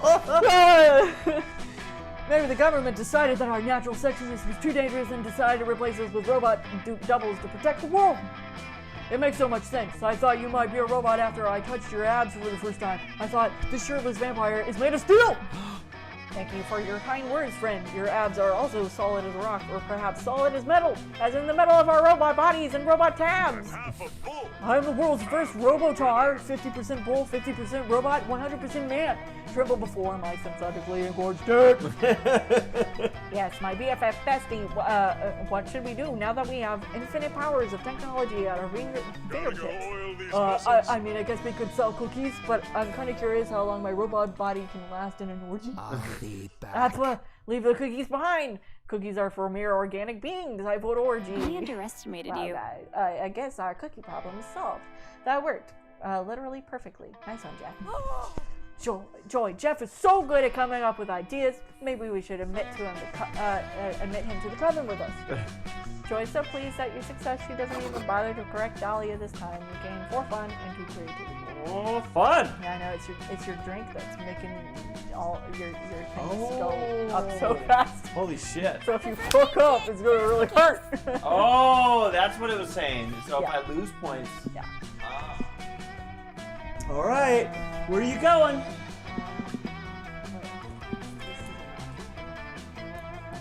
I don't know.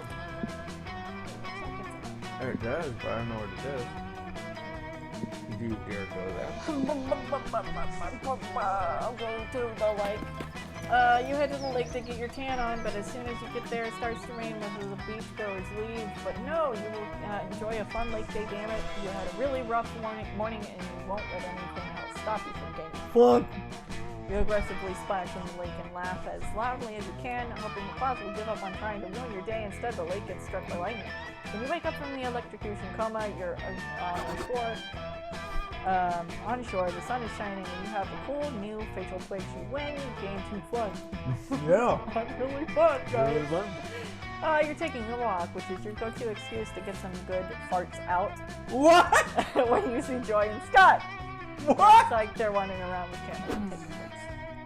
Oh no, look at you. Scott, I'm trying to get a good shot of the extremely dead possum over here, but I can't get the focus quite right. Any ideas? Coach always says that you guys stay focused the whole game, even if there might be a bone buried underneath the field. Does that help? You've got a sufficient amount of farts out for the time being, so you wander over and ask what these 2 hotties are Oh, up to. hi. Oh, Scott and I were just taking pictures for our photography class. Photography keeps me slightly distracted from the constant and never-ending stress of my world-saving duties. And I love taking pictures. You know that feeling when someone pats your head for being a good boy? If you take a picture, you can remember it forever instead of just 15 minutes. Ugh. What are you doing here, Sarah? You're not, by any chance, here to follow us around and try to get one of us to sleep with you? Oh my god, she hates you. You start nervously sweating and assure Joy that you're not here to increase your stats until one of them agrees to bone. You're here because you also love photography. Yeah, let's go with that. To prove it, you whip out your phone and show them all the pictures taken of your semi-nude body. Ooh, I want to see those. Wait, you're doing photography? That's a phone. Phones don't make pictures. Don't worry, it's an easy mistake to make. I get my camera confused with calculator all the time. You show Scott that your phone can indeed take pictures. You open your camera app, snap a picture of his tail, even though it's wagging a lot, and show it to him. Whoa, my phone can take a picture, and it can also take a call. I didn't know that one thing could do 2 things. Sorry, you're obviously some kind of photography expert. You gotta check out my technique and give me some coach tips to improve my form. Scott shows you enjoy his picture-taking technique, which is mostly just pointing shiny objects excitedly and throwing his camera at them. You tell Scott that you've got a game-changing tip for him. He just needs to press the big black shiny shutter button on the camera that'll up his game for sure. Wait a second. Scott, have you not been pressing the shutter button? We've been up here for 3 hours. Goddess, no wonder you've gotten incomplete on our last assignment. Wait, so if you hit the big button, the camera actually takes the picture? Before I was just politely asking the camera to take it. My mind is blown! Well, even I have to admit, that was a pretty helpful piece of advice. I'm almost convinced you're not just here to sleep with one of us. So if you're really such a fan of photography, surely you can give me some pointers too, right? I love to learn from your expertise. She's happy. Joy's calling your bluff, and she'll be way less easy to impress than Scott. You'll have to convince her you're a real pro, or you'll yet again be exposed as a super queen. So Sarah, why don't you tell me, what's your biggest photography secret? I cannot disclose photography's biggest secret, Joy. It'd be betraying photography's trust. Okay, so you knew about the button to take pictures, but what about this other secret button? It's to take better pictures.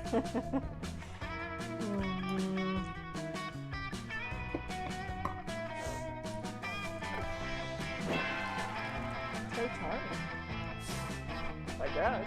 You tell Joy that you take your friendship with photography seriously. You can't share your friend's secrets. Enough of this. Move.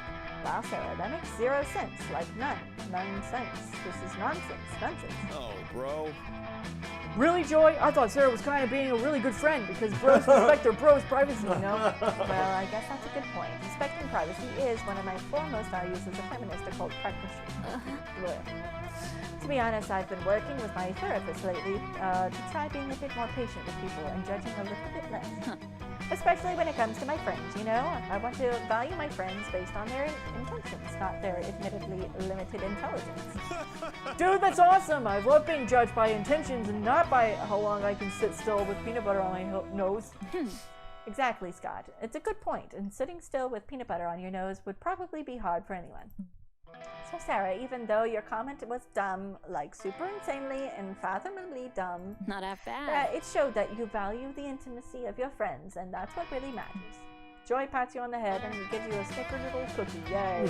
For a second, you wonder if Joy is talking about you when she said she wanted to judge people as based on their intelligence. But who cares? You're eating a cookie. Let's be honest, you're pretty dumb.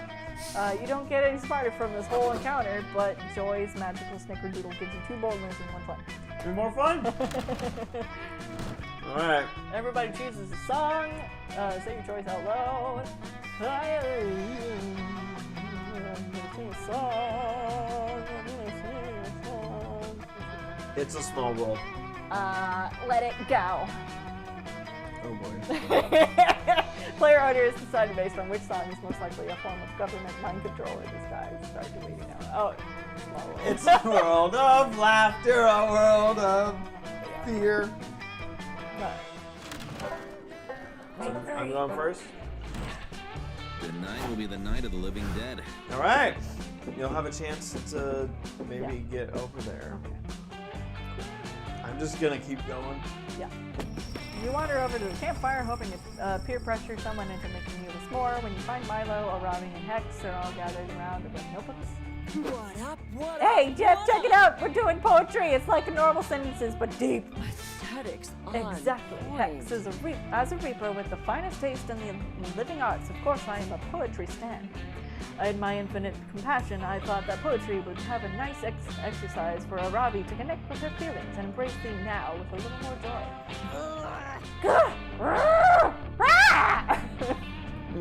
As opposed to her usual blind rage.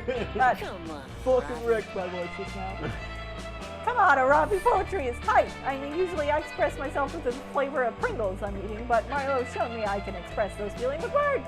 This That's is an wonderful, Hex. opportunity You to see, grow. Robbie, dear, there's poems for everyone. Like epics are poems too, and epic sounds right up your alley, doesn't it?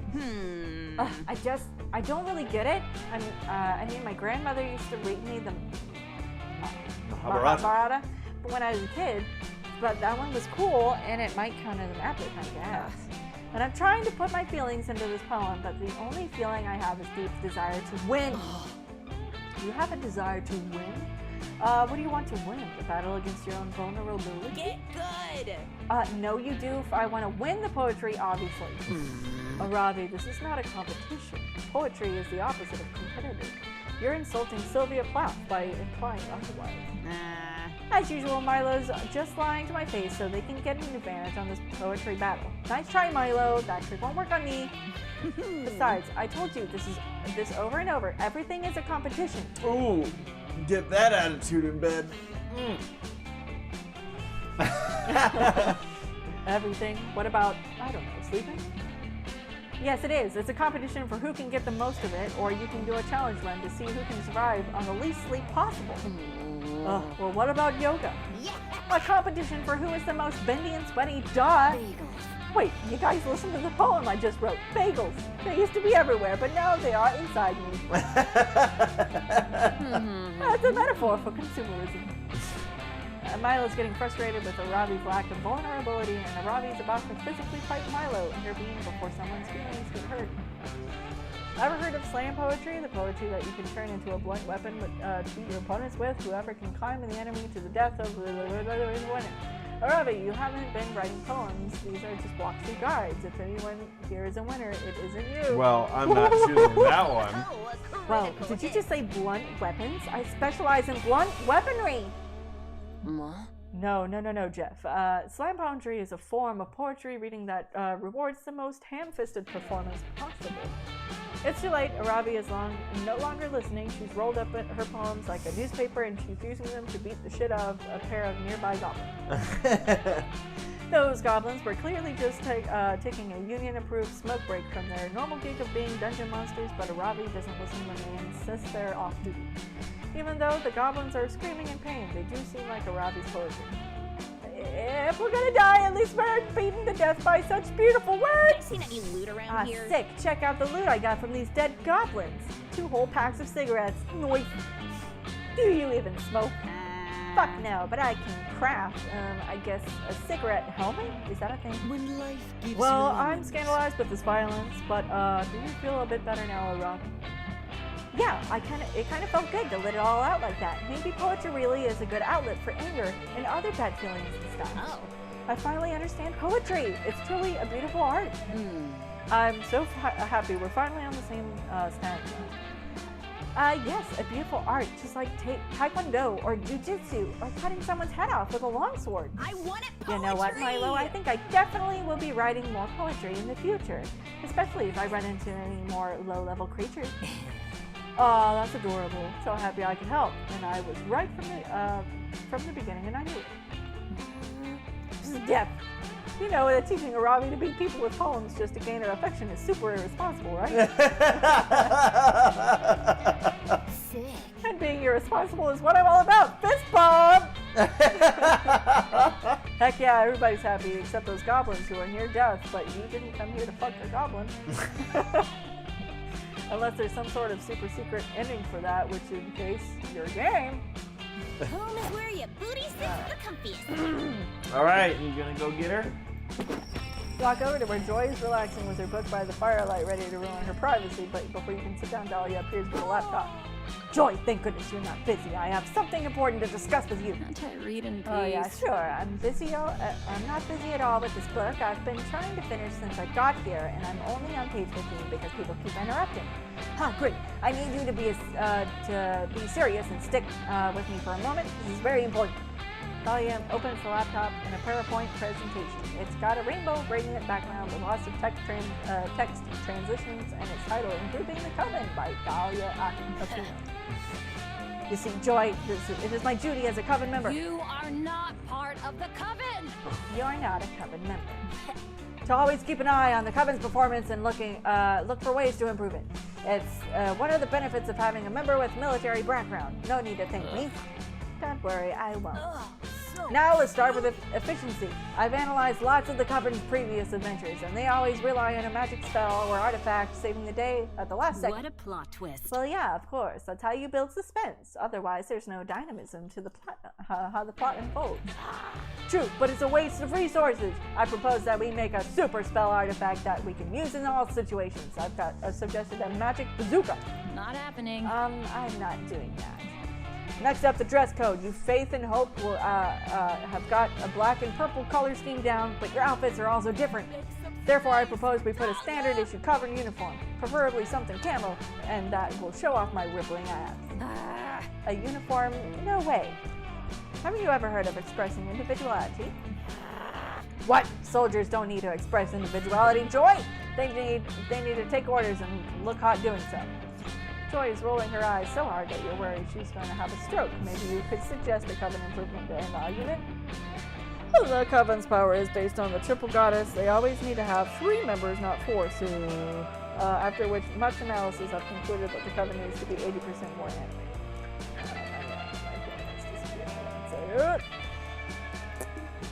Man, wish this wasn't a thing that I just don't understand. So. Yes! Oh my god, why didn't I think of it sooner? Wait, what? That literally makes no sense. How can we be more anime? Did you And know why that would was going to be the right answer for it? Okay. Because anime has great tactical value. Joy, the lessons therein have made me buff blue goddess I am today. Everything in anime is militarily significant. Like magical girl outfits. If you're battling, you really need to impress and spook your enemy. Just do a super sparkly full body transformation into a flashy outfit. No thanks. I don't condone using magic to show off or wearing bright colors. You guys could also benefit from super anime weapons. I'm talking giant size allies that can transform into guns, robot cats that turn into giant fucking fighting robots. Sorry. Fucking robot!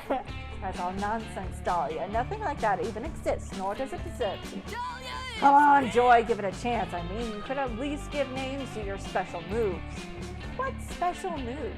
You know, like show-stopping moves that you bust out when all seems lost and you need to rally the audience. Like when you go to cast a spell, you could scream, "Cataclysmic Coven Smash!" That would be so badass. We need to make the Coven more anime right away. I'm out. Okay, Joy, see you later. I'll have my new PowerPoint ready to show you in no time. Hey, Sarah, since you're the mastermind behind this plan, will you help me out? Which narrative running best illustrates the importance of this initiative? You spend the rest of the evening helping Dahlia polish her anime Coven business plan. Joy is never going to go for it, but it's fun nonetheless, and it costs one-on-one time with Dahlia. I'm done. Say your choice out loud to the choose the food. Wow, just a lot of repeats. Nerds. Tacos. Player order is decided based on which food would destroy prehistoric humans' digestive systems, but I feel like both of us have an argument here. Yeah. So, I think we'll go to the chat on this one. Yeah. Of what you guys think. What would destroy- nerds or tacos? Which one would destroy Yes. humans' digestive system? Debate amongst yourselves. I'm gonna go grab some water and also go to the restroom. Just you and me by ourselves now, everybody. Imperius is tacos. Anyone else? Yeah, I'm gonna pick them. Right now, tacos is winning. And if we're talking tacos, what kind of tacos? Don't be shy. Oh, everyone's saying tacos. Here come all the tacos. It's tacos, Sarah. So what kind of tacos are your guys' favorite tacos? That's what I want. I like me, personally, we have a restaurant out here on the West Coast called El Torito. And they have Taco Tuesdays. Taco Tuesday! And they have this, like, the carne asada. I think it's carne asada. Their steak tacos were just delicious. And then they had this white cheese stuff, crumbly cheese that I would put on top, and it was like, oh, this is so good. And then they had their black salsa that I would put on top, and it was just like, this is so right. Back when their prices were like, hey, Taco Tuesdays are cheap. I think now some of the El Toritos actually, at least obviously prior to the pandemic, but I think their Taco Tuesdays used to be, they were starting to make them to where it was like, if you paid $15, you got unlimited tacos. Oh my god, I'd be all over that. Let's see here. Here's this: tacos destroy our modern day digestive systems. Just imagine what they could do to cavemen. Kevin says, I believe Sonata would have a field day with all this taco. With all this taco.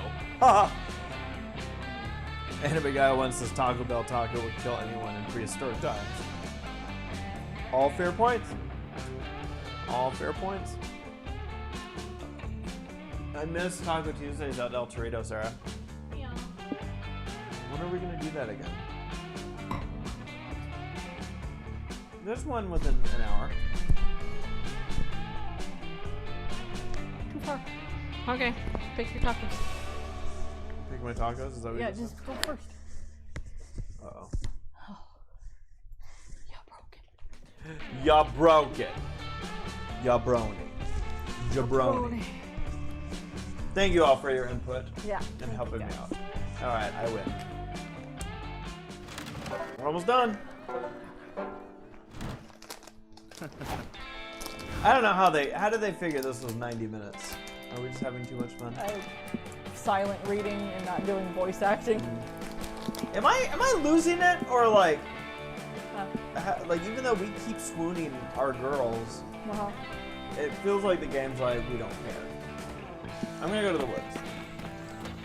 Here, you read this one. While you're hiking through the woods, you accidentally step on a pile of leaves covering a massive hole. It was a trap! An evil goblin hunter. Is it a goblin who hunts or someone who hunts goblins? You'll never know. Appears. They were the one who put the trap in there. This is it. You're done. You get ready to embrace death, but the goblin hunter only set the trap to get someone to help them to do their math homework. They'll only let you leave if you help them. You don't have any other option here. It's a bit boring, but you actually learn some useful calculus. You gain 2 smarts. Look at me, so smart. You enjoy our hiking together. You're working up the nerve to ask if she'd like to blush, maybe hold hands. You shaking your head, Sarah? But then you both trip on a big tree root. Why? Why are you shaking your head? What? Game, just let him hang out with the other person. I know, fucking. Does let me hang out with the other person? Oh, careful where you're stepping, kid. You're damaging the merchandise. Yeah, I'm so sorry that I gave myself a concussion tripping over your route, which you could have warned me about in the first place, since evidently you can talk. Apology accepted. It's nice to to meet you. The name's Mike, the magic tree. I have And you better are? things to do. Joy Johnson Johima, the witch who does not have have time for this. You're the chosen. Hey, that wasn't an opportunity for you to speak. It was a chance for me to tell you that you are the chosen one. Oh, cool. I mean, I already knew that, but it's nice that you knew that. I have an important Don't question. sweat it, doll. So I've got this quest for you. It's all about saving the environment and being a friend to the trees, chosen ones that love that crap. There's this potion I need. I mean, that the all-powerful forces of nature need. It'll help the trees in this forest grow stronger, harder, more wooden. He's smoking a cigarette. Ugh. Okay, let me see this recipe. Okay, let me see this recipe. A cup of black root, a pinch of demon horn, and wait, Viagra. Mike, this is a penis enlargement potion. Wrong! It's a penis enlargement potion for trees! Yeah, sorry, no way I'm getting involved in your weird dick ventures. Jeff, let's go. You're killing the trees. Come on! Aren't you supposed to be a hero to humanity and a friend to the trees? Trees are very insecure about our tiny dicks. Give me my tree dick right now, or I'm gonna email every old lady on my to scam list and tell them you're a stuck-up tree-hating bitch. Oh my god, someone needs to shut Mike up. Joy already tried the rational argument, no avail. So it's time for your special moves. Fighting nonsense with more nonsense. Self-esteem isn't about how big your dick is, it's about the truly important things like having a rad tattoo. Don't be shallow, Mike. True sexiness isn't achieved by enlarging the dick of your body, but by enlarging the dick of your mind. I just like that one. While I would normally be unimpressed and frankly disturbed by that comparison, I guess it does work for this specific situation. Can't teach an old tree. What are you saying? Do trees have some sort of mind dick I can enlarge that I didn't know about? Obviously not. Jeff is saying that self-esteem is all about your state of mind. Bippity-boppity-boo. That means the best way to improve it is always learning new things and staying curious, right, Jeff? Yeah. Absolutely. Definitely not the mind dick thing Mike suggested. Together you embark on a journey to learn something new. You pool your interests and dive headfirst into floriography, the language of floral arrangements.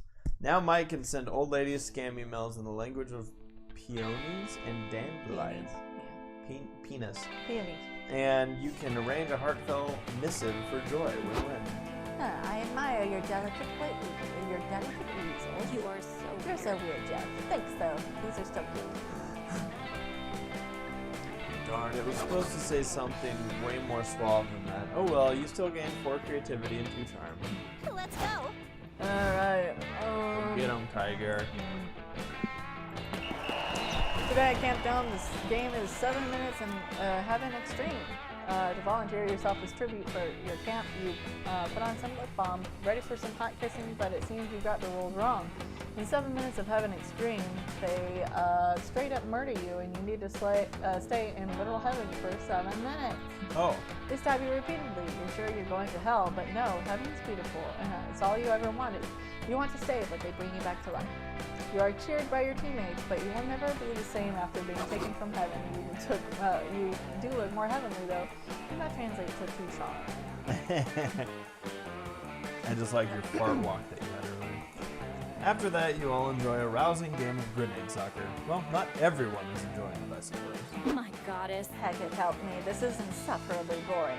Can we just win the game already? We've been up like 20 points for the past half hour.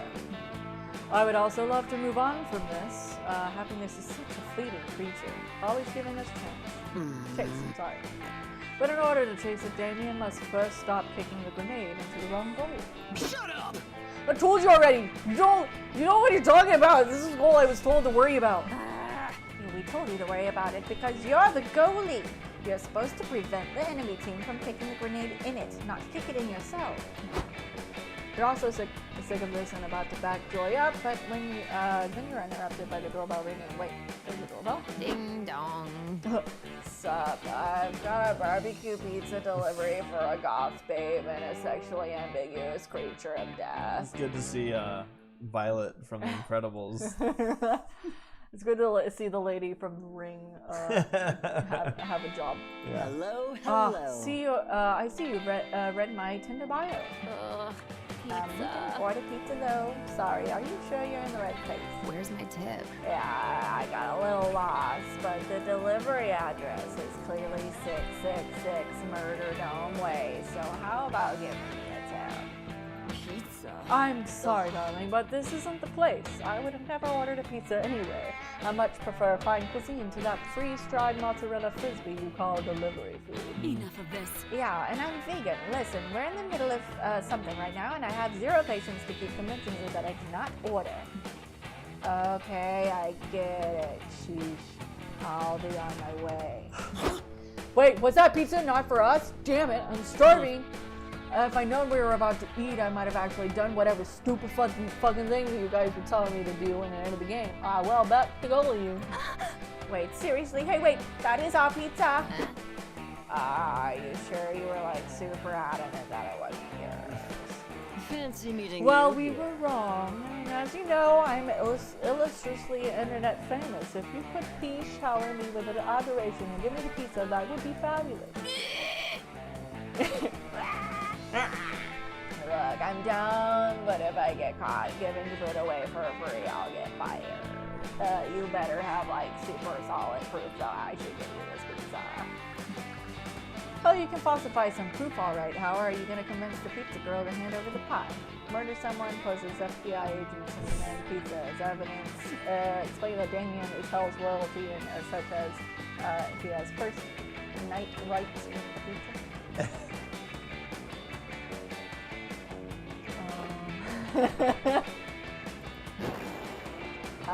So when you say first night rights, are you referring to just private noctis, aka the right of local noble to deflower local peasant brides on their wedding night before their newlywed husbands? Ooh.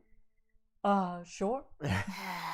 I see. Well, you should know that this just prima noctis is very little basis in actual fact, and it was likely a super secular incident and or a completely fabricated rumor of the past. Because if it were real, there would have been many widely documented cases of bastard children, don't you think? Well, not to mention rampant disease transferal. These were peasant women after all. In fact, French historian Louis Villetot said if we research the evidence in the literature, we find the same silence everywhere. The Middle Ages had never heard of just prima noctis. And like West Germany's Carl Schmidt wrote a thorough treatise on just prima noctis in 1881 and called it a learned superstition. Whoa! fuck me with the chainsaw, dude. How do you know so much about this? Whatever, dude. Like, just saying because I deliver pizzas for a living, I'm not educated. I got a master's degree in medieval studies, assholes. Oh crap. Listen, we're really sorry. I'm just fucking with you. First Night Rights was actually a promotion we ran last month, but that's over now. Hot pizza. This month's promotion is Second Night Rights, where you get to eat the pizza after the noble person has already fucked it. Anybody interested? Hard pass. Unfortunately, you won't convince the weirdly knowledgeable medievalist pizza girl to hand over the pie, which irritates Damien. Also, Joy and Milo are hardcore judging you for assuming she was dumb, but based on her, just based on her profession, watch your privilege, asshole. You lose 2 smart gameless. Sarah, you're suffering. Hey. All right. As long as hot buff lady likes it. Everybody choose a song. Say your choice out loud. Macarena. Macarena. Nice. The national anthem. Okay. Player order is decided based on how much the song lyrics can be interpreted as survival tips. 1 and a 2 and a 3 Macarena and a 4 and a 5 and a 6. Macarena. Oh wait, I didn't say God bless America. Can you see? I don't know. What do you guys think? What do you guys think What do you is, think? is the song that Sarah says Macarena? I said the national anthem. Oh, say, can you see by the dawn's early light what's so proudly Various votes for me. blah blah blah blah blah blah blah. Okay. All right, Wait people have for spoken. everything. Oh yeah. Lake. That day at the lake, we started a super soaker fight that turns into an all-out war. The enemy team manages to capture the northern section of the lake, but you take a few of their members hostage and learn their empire's weaknesses. You lead a full-scale infiltration. Thousands of soldiers are totally soaked. It's a bloodbath. After several hours, the enemy team surrenders and you gain 2 funds from the PCD yard. You break off from the group a little early to attend CPR class at the lifeguard shack. You never miss a CPR class because you're a freak. Oh, lucky for you, the smoking hot campmates are already there, but when you arrive, Damien doesn't seem happy about it. Lame. What the hell is this, Joy? You never, you said you'd teach me water magic today. No, I didn't. You said it with a stupid sock puppet you made of me while doing frankly offensive impressions of my voice. Damn, that always works on Scott. But come on, why are we at this stupid class? That was Because magic. saving lives is true magic, Damien. Wait, like actual magic? If I say yes, will you shut up and take the class? For sure. Always the Then same. yes, we are learning actual magic. Damien is back. Fuck yeah! I'm gonna use it to kill people. On duty. Ooh. Oh! Oh. They're, she's got Doritos. Oh, nachos. Interesting. What's up, guys? Welcome to our super chill CPR class. I'm Wanda. This is Stu. You again? We know your names. We've been going to school together for years. Mind blown. Ah, phew, that's really. I was like 90% sure those were our names, but you can never be too sure, you know? Anyway, I hope you dudes are ready to kick back, throw out some tunes, and remind us how to do CPR, because we totally forgot. Wait, you want us to teach you CPR, but you're the teachers. Look, we really don't believe in the rigid hierarchies, okay? Student teacher, what's the difference? I mean, we definitely remember some of how to do CPR, we just don't remember what the first step is, like, at all. Lame. What? This is bullshit. I'm never gonna learn magic at this rate. And you're never gonna get to part where you put your lips on other people's lips. Come on, say something. What's the first step of performing proper CPR? Before performing CPR, always check your mouth to make sure it's not busy eating some delicious pasta. Just remember the acronym CPR, cry, pray, retreat someone who actually does CPR. I gotta do this stupid thing, because the stupid thing is being Stupid thing. What are you gonna choose? Hey, I'm all about crying. It's important to stay hydrated on your days. And finding someone who actually knows CPR sounds pretty good right now. That's great. It's not kind of discriminatory against like atheists. This is a non-denominational Lake Sarah. We're not trying to push our religious beliefs on people while they're drowning to death. Which, please. As a proud witch and wielder of dread arcane incantations, I also object. Praying is far too narrow a label for the full range of spiritual expression. At least you pissed her What off. about petitioning, invoking, or sacrificing a goat and painting your naked body with still warm blood? Also, you're full of shit. That's not what CPR stands for, and I'm just doing this to dunk you on you in front of these lifelines. Wait, CPR is biased against atheists? That's fucked up! If all the atheists turn on CPR because it doesn't align with their beliefs, they're gonna fucking drown. And then they'll go to hell, where me and my dads have to still deal with them. Fight me, dude. Do you know how fucking annoying atheists are in hell? You try torturing somebody who doesn't believe you exists.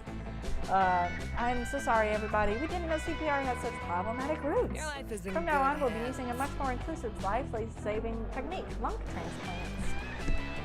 But that's way more difficult and dangerous than CPR. Test. You can't always take the easy way out, dudes. Some things are worth fighting for, and you know, transplanting lungs for. We still need to do a demo, though. Does anyone have any lungs we can use? I do, but I left them inside Sarah's chest. Mind if I grab them?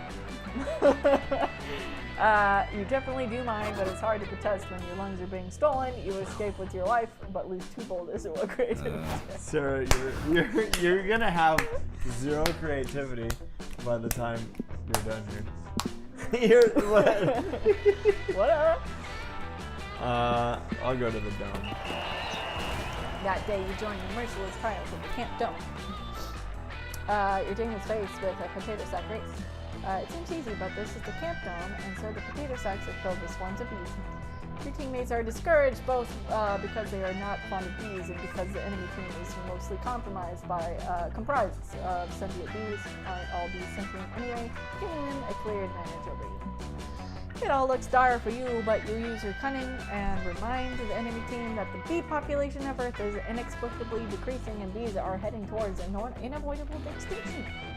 This fact really messes with the enemy team's heads, giving you the edge. Your naturally nasty leadership skills grant you to jump. Look at all my numbers. Look at that creativity number. Yeah. You're about to be impaled in part by a particularly sharp volleyball when Joy appears and saves you with a shield of magical light. Hey, you. Hey, Jeff.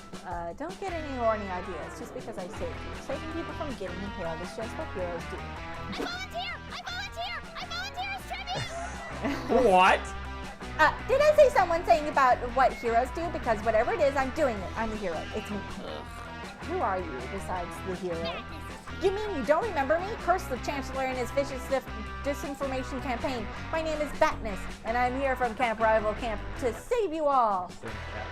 Okay, that was not from bad. the numerous deadly traps and lethal games in this dome. That's really thoughtful of you. Maybe we can team up. You think these lakes of acid and constantly firing shotguns are the real danger? You've been taken completely by the Chancellor's lies. This Camp Dome is just a distraction perpetuated by the Chancellor to keep us occupied while he eats diamond caviar and drinks $1,000 bills. Perpetuate. This is Chancellor you keep talking about. Only the most insidious, despite the world, despot the world has ever known. Jeez, look at the face. He controls everything and does it so cleverly that no one but me is even aware of his existence. I have dedicated my life to stopping him and to being involved with angsty love triangles and shooting my bow a lot and having complex feelings, but mostly stopping him. Wow, you seem like a really passionate person. But wouldn't that passion be better directed at more immediate threats to society, like, I don't know, global warming? Global warming, huh? That's just a result of all the expensive cigars the Chancellor smokes because he's so rich and evil. Seriously? Right, okay. What about racism? People are only racist because of the subliminal messages that the Chancellor puts out in Hollywood movies and cereal boxes. This cannot be. Then what about government corruption? No, never mind. I see where that's going to go. Joy turns to you clearly frustrated. This Batwoman hybrid clearly has a lot of passion for social change, and I can't help but think it could be harnessed and do some real good. If only I could think of some threat that she can't just tie directly to the Chancellor. So many threats to choose from, but you managed to narrow it down to 2. Horror of missing out on the chance for summer love, the giant mouth that opens up in the center of camp and swallows 5 campers every day, which no one ever talks about for some reason. So she's saying this is what I'm using to distract or to reroute the Batgirl. You're coming up with a thing that she can't directly tie to the Chancellor. Okay.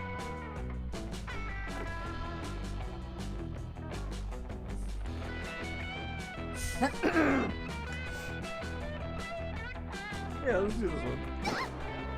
Not so bold. The giant mouth? Oh, we don't talk about the giant mouth. But we do not talk about the giant mouth.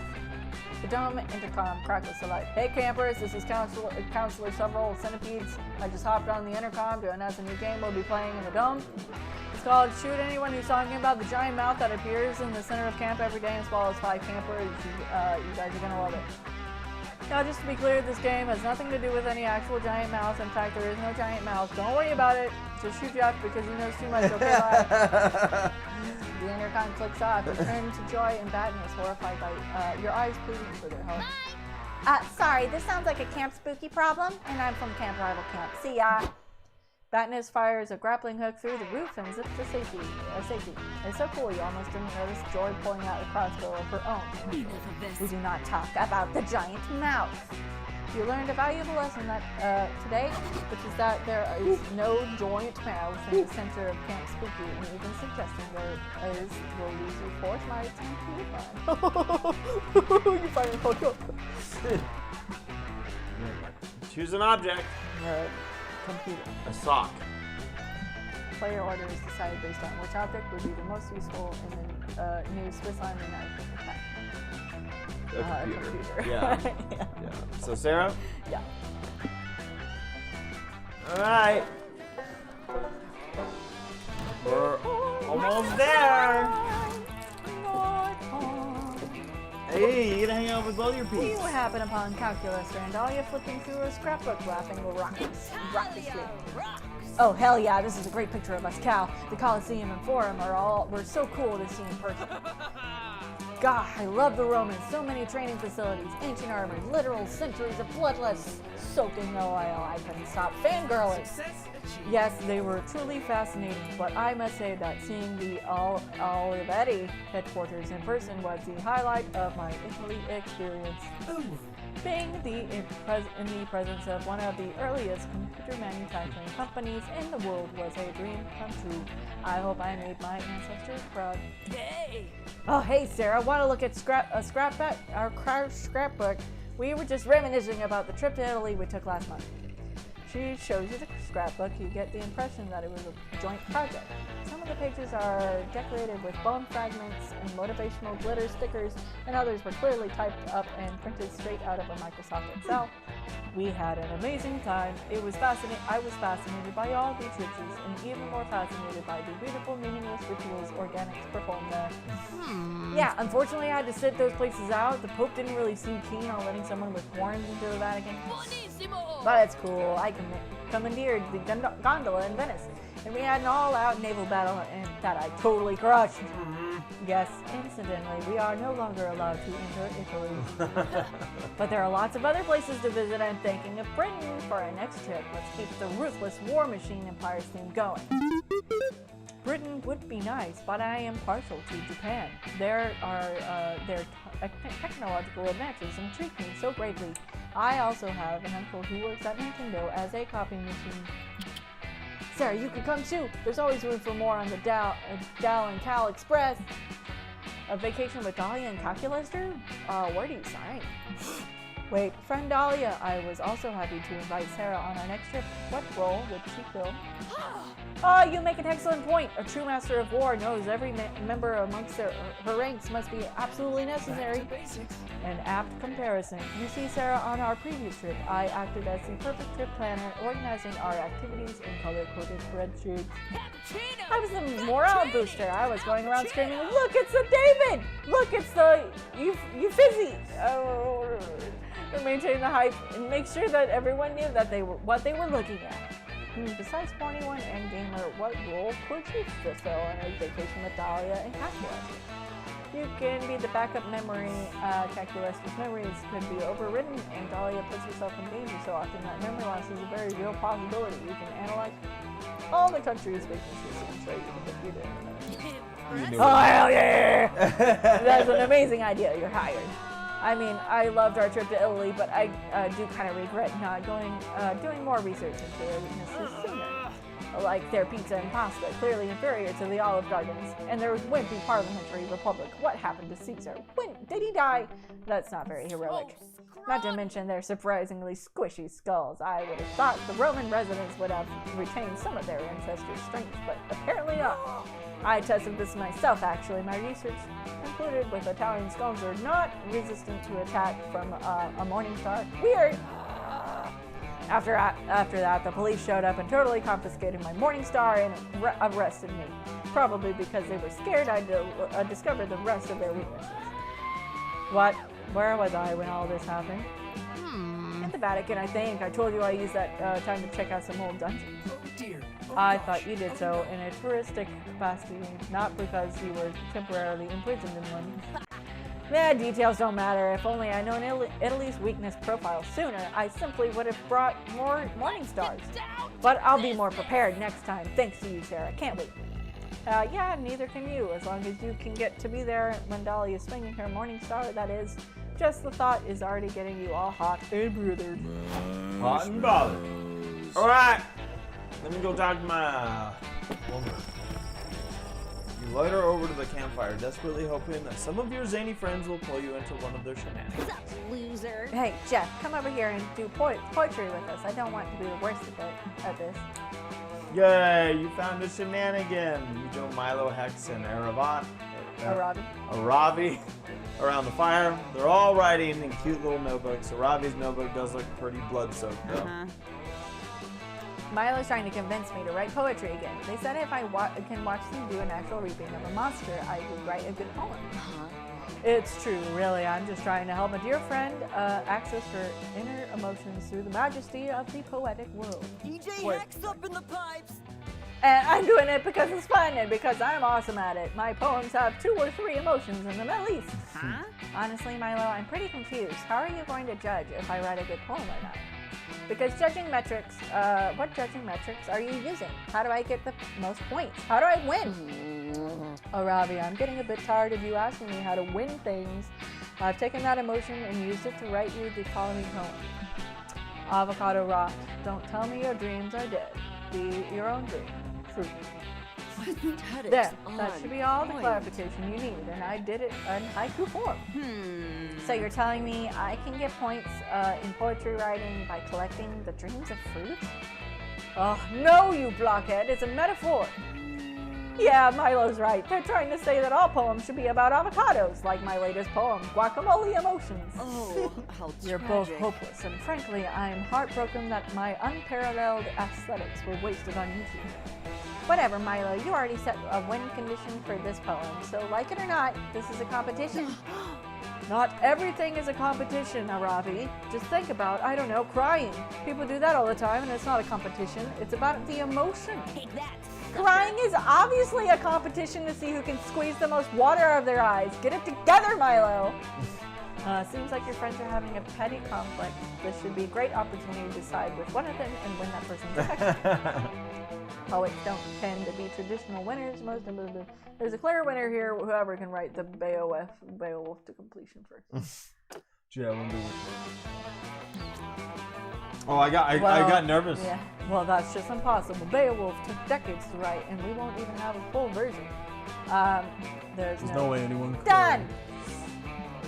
Holy shit, Arabi really did just write the entirety of Beowulf. How OP is she? Arabi, how in death's name did you just do that? Power up. Cheat codes, motherfucker! I win. I'm not done yet. Time for bonus round. Arabi goes on to write the little-known sequel to Beowulf entitled Bea's Siberian Husky. As sequels go, it's pretty good. I'm fascinated. I didn't even know fingers could go that fast. Perhaps finger speed was the true poetry all along. I wanted poetry. Whatever, I just wanted to be clear. I don't give a fuck about true poetry. I'm doing this for one reason. Winning. You're trending, darling. I'm sorry, Arabi, but you're an actual poetic genius. I need to tweet about this right away, and I also need to contact the Poet Laureate Society. Suddenly, Arabi stops writing furiously and blinks a few times. Wait, how did I write so fast? Now that I think about it, that speed was way above my typical max stats. You? This one's actually on me. What? Really?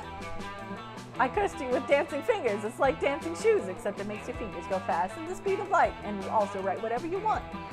I was just super sick of you arguing with Milo, and I figured this would end a combo, and hey, I was right. Yeah, thanks for the win, I guess. My hands are super cramped now, though. Do you want to Jeff, be my think you support? could give me a palm massage to help unclench my muscles? Holy shit, that's almost like holding hands. This is one shenanigan that really worked out in your favor. Bring out your flasks. I'll try that. That weekend, you visit your good pal Juan. He knows a thing or two about getting wasted. Bueno! So this is you. Look who's here. I was just experimenting with these drinks here. I was about to throw them away, but I have a feeling you're reckless enough to give them a try, right? What about this one? Bloody Mary. Quite appealing, right? Don't know if I drink that, but the real question is, will you? I also have this mystery box because at this point, who knows what you drink? I'll do the drink. All right. Yeah, no, totally. I was testing your common sense. And you passed. Your prize is the drink you chose. That's what you said with me. Margarita. Your This is potential. me. What do you say? Will you take the drink of the day? Is that a brain? Yeah. Margarita. What would you prefer? A Mr. Bucks? What did you get with your mystery box? I got love potion number 9, which I don't know when I get to use that. At the very end. I mean,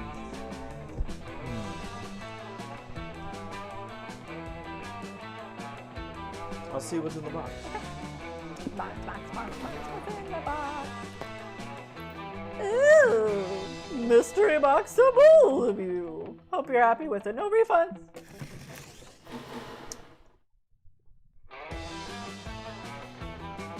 So what do I do now? Did you just click?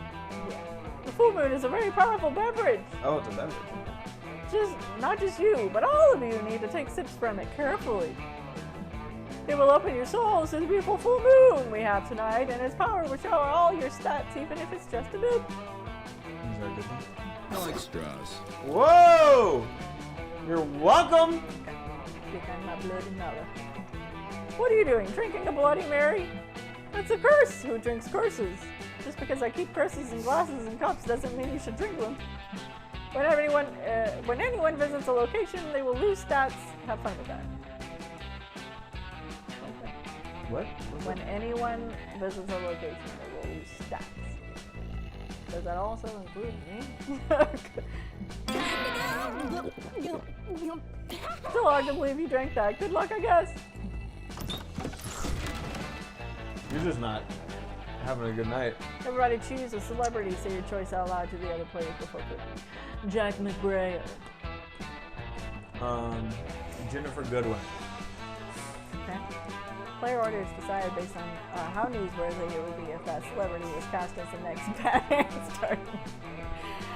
Jack McBrayer as the next Batman would Like, be extremely. I feel like they'd be like, wow, look how progressive we are to have a woman as Batman. But there's already a Batwoman. No.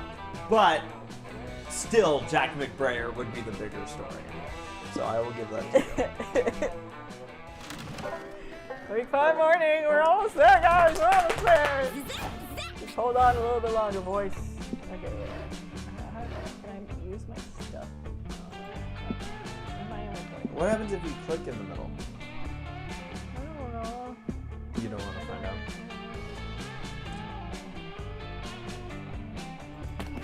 That day at the Scouts, all the Scouts make braid chain as a team building exercise. You learn all sorts of new ways to braid hair. But the person braiding your hair accidentally ties an infinity knot into your head. There's no way to untie it. You can only see, you can see into infinity. But right before Coach gives you the worst haircut of your life, you'll see how all your friends will die. If she's full in helping you eliminate David Davidson, the doomed feared person from your romantic prospects. You also watched every Marvel movie that will ever be released. You gain negative 2 Yeah! Goosey! 0. You're kicking back with Milo and Joy in one of the classrooms listening to an interesting Never discussion. stop being you. Look, all I'm saying is that just because someone else isn't you doesn't mean you can't be them. Why limit yourself? And all I'm saying is that it doesn't count as a selfie if someone asks else takes it. So no, I'm not going to take a selfie of you. Greetings, Scout. Kids, stop being mellow and carrot-free. It's time to learn. But what is time really? And for what matter? What is learning? That's not what we're learning about today, Milo. Tell me, you two, do you think you're prepared to survive in the wild? Always the same. I'm not with you. answering this. If we say no, you're going to give us a whole lecture, and we say yes, you're going to loudly correct us and then give us a lecture anyway.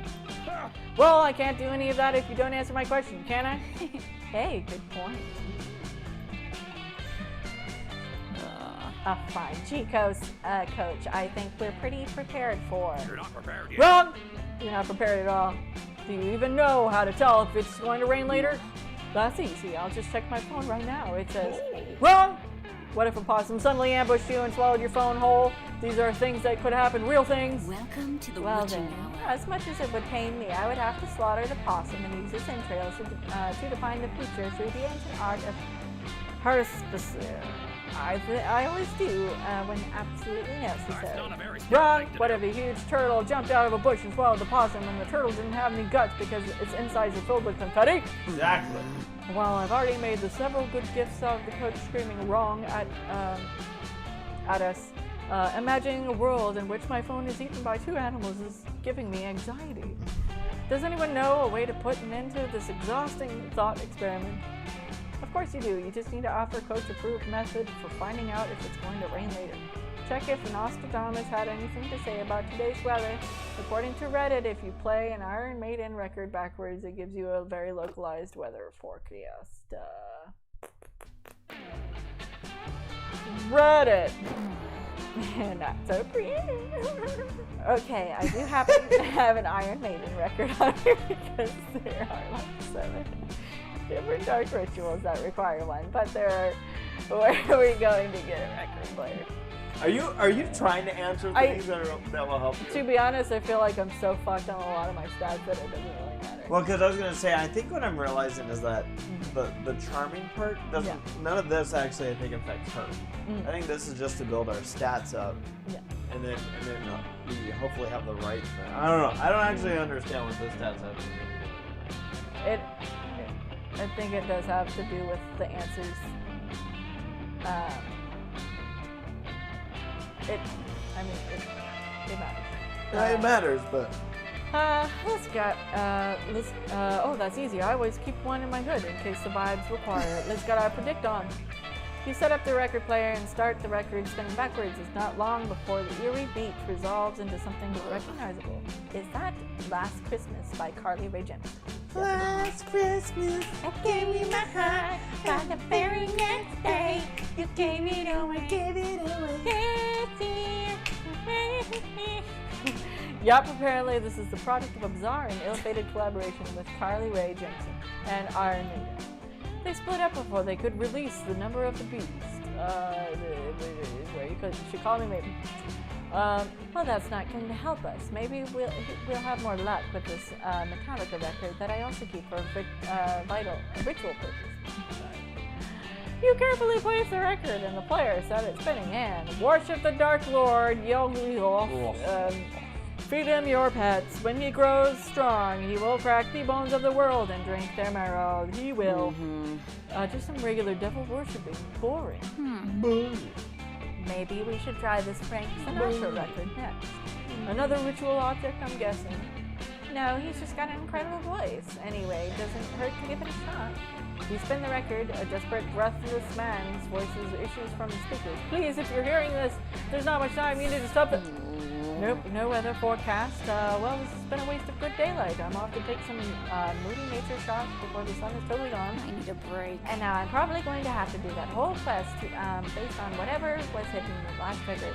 Come on, this is supposed to be my summer vacation. You tried. I tried to warn you kids. None of this would have been happening if you just figured out if it was going to rain the sensible way. By asking me, I would have told you that it is not going to rain. I looked it up on my possum-proof phone. You roll your eyes at the idea of a possum-proof phone until you go outside and a possum steals your phone. Now you're phoneless and friendless. You lose negative.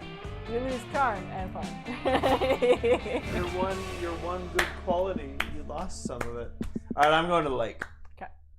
Even though I, at this point, should just be fully aware I'm never going to see my girl in a bathing suit. While looking around the lake for a private place to take a pee, you find a treasure map buried in the sand. It leads to an X in the center of the lake. You gather a crew of trusted friends, don your eye patch, and set out there to find the booty. When you arrive, you find a tiny island with a single palm tree. You dig up a box that says open in case of a very boring day. You open the box and find -2 fun. Now, is this what it's referring to? How we're like losing Maybe. points now? Now I'm less fun than anything. You spend some time chilling at the lake with Joy. She's cast a waterproof spell on her book, Erotic Photography for Classy Witches, and you're trying not to drown. Hold up, please not be. That's not And a vegan bacon friendly. Freshly sucked blood. Oh, goddess, no. Let me guess, another X. You haven't hit the Oh. bullseye. Massive Minotaur cannonball! Yo! His eye. An elegant vampire cannonball zippity doo dah. Look, it's Camp Rival Camp's two most notorious campers, Dimitri the mysterious vampire and Morty the hypersexualized Minotaur. Can't I read in What are you peace? two doing here? Can you just let me read in peace for once?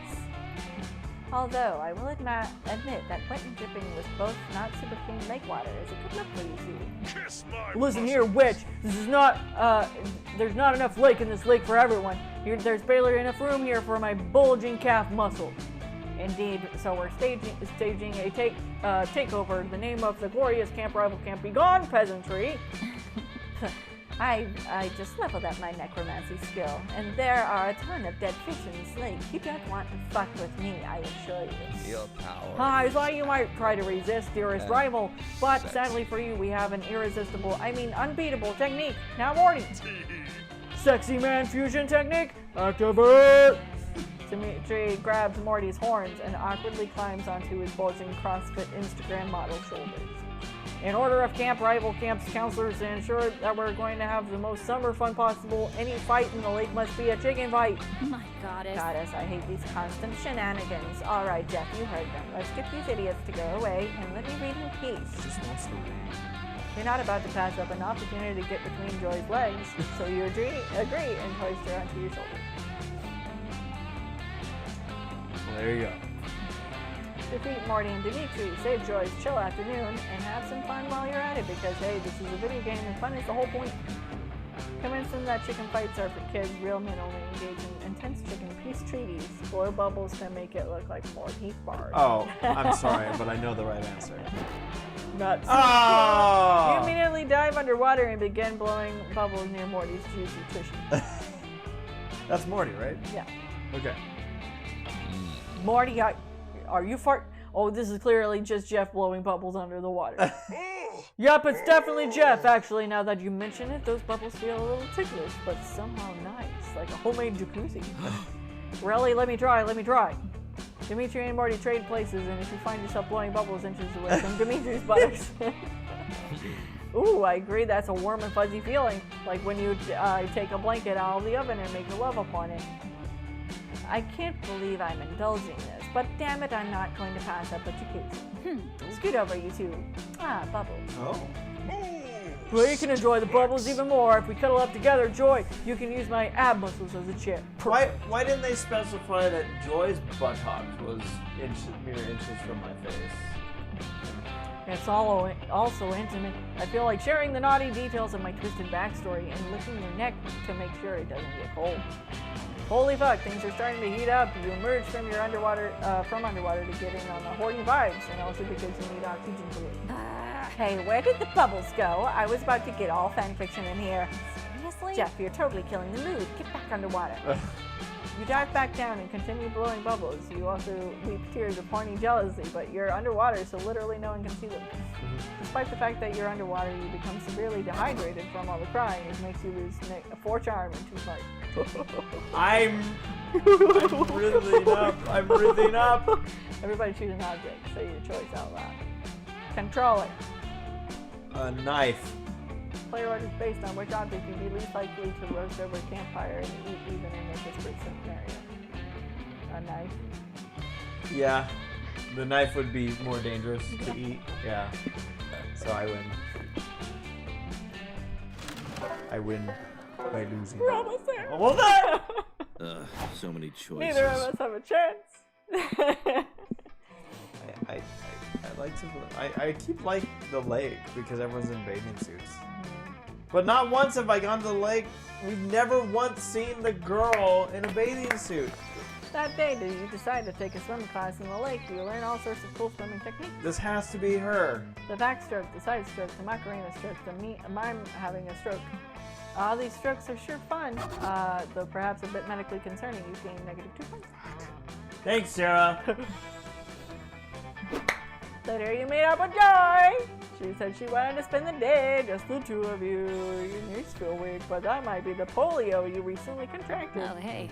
Thanks for meeting me here, Jeff. I wanted to apologize for all the drama in my with my exes lately. You've been so understanding, and I've been doing some thinking. Before Joy can finish, a strange purple slime hole opens right in front of you. There are palpable waves of angst and resentment raining out of it. A purple slime hole? I mean, she's purple. I'm sure there is another X that's coming. Oh. Oh shit. I thought it meant. Never mind. Oh.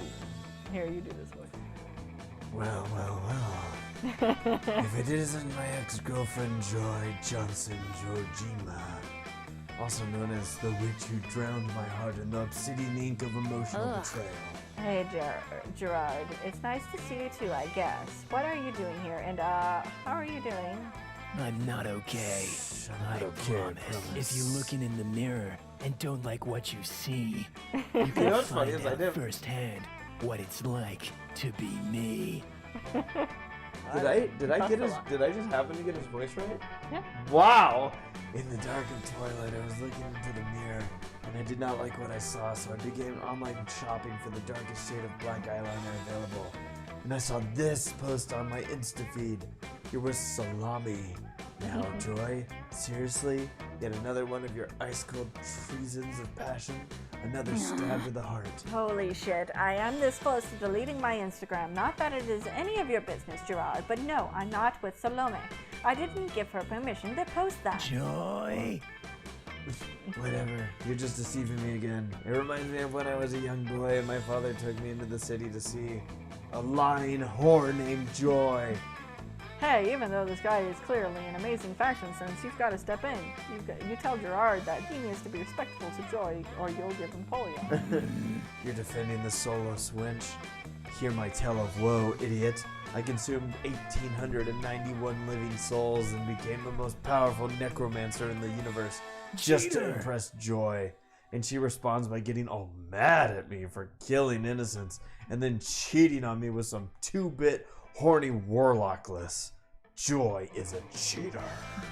Gerard, listen to me. I get why you're mad. I've said it before and I'll say it again. I was wrong to cheat on you when we were dating, and I'm sorry.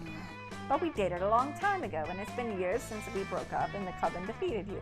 I think it's unhealthy that you're still completely fixated on this. Not suited for And also, I TV. would appreciate that if you could stop commenting cheating hoe with a rotting black heart on everything I post.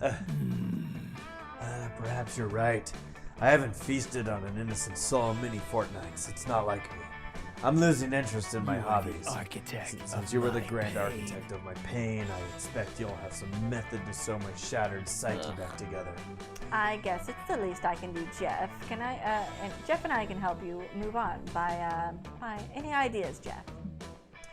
Get Gerard a date. Getting laid won't heal his broken heart completely, but hey, it's a start. It's time to get even. Joy and Gerard should play Monopoly together, and Gerard should be allowed to cheat. Fair, fair. Let's get him a date. You know what you're doing, don't you? That could actually work. Thanks for suggesting an actual idea instead of extremely absurd, improbable, random bullshit. Gotta say, it's refreshing. What do you think, Gerard? Ready for a rebound? I'm not entirely opposed to the idea, but I refuse to lower my standards by even a millimeter. My new romantic partner must be a true paramour. I mean paramour. Fair enough. You asked Gerard to describe his idea of romantic partner. I guess I've never thought about it before, as my heartbreak has been far too consuming. But I know one thing, no more heroes. She must be evil through and through. My future boo should be able to stare into the abyss of the cold and filling universe. She knows death. She knows war. She is immortal beyond the human realm. Also, I know it is somewhat kinky, but I would like to be able to suck her soul a little bit without causing it to collapse. Oh, this is hopeless. Such a goddess does not exist. Ooh, baby. You know, the perfect match for Gerard. You whip out your phone and set him up with Phaedralt, an ancient heathen deity of I destruction. don't love you Hot like I loved you damn. yesterday. This Phaedralt demon looks both evil and enticing. I'm off to my date, and Joy, don't cry. I don't love you like I loved you yesterday. It's better this Impressive. way. Wow, that was the happiest I've seen Gerard in. Actually, that was the happiest I have ever seen. I really hope he can move on. He's definitely evil, but deep down, I think there's some good inside of him. I've dated a lot of villains, and lately it's been really nice to have an ally of justice and truth by my side. We can make a pretty good team, huh? Not half bad. Listen, Jeff, do me a favor, close your eyes. Oh shit, she's gonna sit on my face! OMG, you have no idea what's about to happen, but your crush on Joy has never been this intense. Close your eyes. Your body is awash with a warm, comfortable, pleasant sensation. You cast a spell. Joy cast a spell on you. You cured your polio. You got 6 creativity, and it was hot as fuck. Congrats, babe. I got lots of creativity.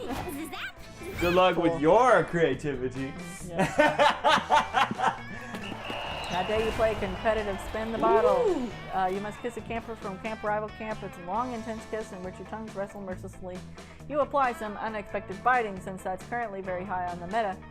While holding the back of their head to prevent the untimely escape. You win at kissing. It goes without saying that you've earned -2 charm. You link up with Jack! Yep. So you practice summoning the wokeness elemental. You've got composed the necessary tweet and drawn the sigils and ethically sourced lamb's blood Get wins. off my property! Oh. Mr. Big Boy, do it. Mr. Big? Yeah. Okay, or should I do it? I got this. Hey, you kids, stop getting blood on my grass. Why? Because it's my grass, that's why. I just bought this camp to turn it into a shopping mall, and the only blood I want spilled on my land is the blood of commerce.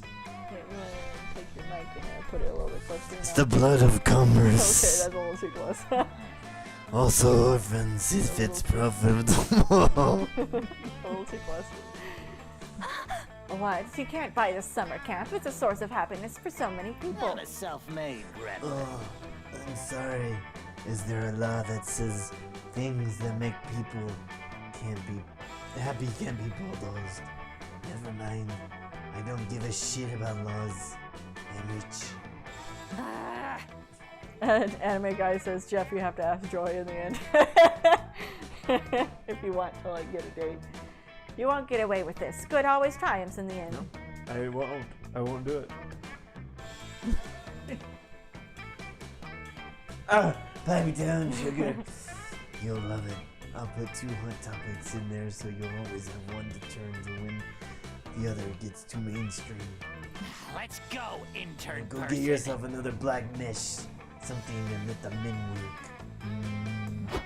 The CEO wanders off with his tape measure to figure out exactly how many sharper image outlets he can fit in the dome, leaving you alone with a fuming Joy. Enough of this. I want to punch that dick right in his asshole. It's like how Damien feels all the time, but for reasons. He's right, though. We can't rely on natural forces to stop him. Our only hope is to turn to the supernatural. Joy whips out the biggest spellbook you've ever seen and slams it down on the grass. Jeez, where was she keeping that thing? This is the Tome of the Bakunin, the most powerful collection of anti-capitalist magics ever assembled. There must be something in here that we can put an end to this man's horrible schemes. But what? You research the ancient pages for the perfect spell. You narrow it down to 2 options. Sacrifice 1,000 shares of fortune, 500 stock to summon the invisible hand, and hand of the market construct the only artifact powerful enough to imprison a monopoly man that you go to the original.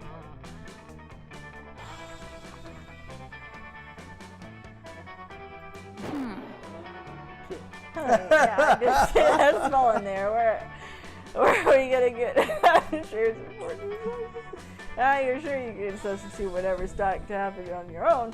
It's like you substitute margarine or for butter when you're not when you're baking. You use margarine. Don't you think that stuff is made out of plastic and dog farts? I'm not sure.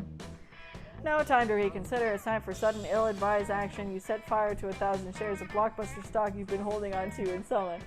The invisible hand of the market. That doesn't really look like the invisible hand of the market.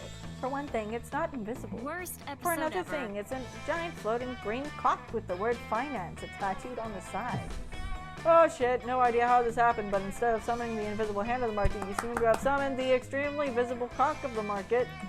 Yeah, so I know we teamed up to stop capitalism's inexorable encroachment on the summer camp we love. I'd like to cast But I a spell kind of to don't want to erase be my seen own with you memory right of now. this. Why don't you deal with this giant cock situation and then maybe we can hang later. Troy leaves you alone with your giant money cock. It just floats there staring at you with its one eye is under it. Alright, kids. If you're able to go into some kind of last-ditch big seller or something, now's the... oh my god. Extremely visible cock of the market.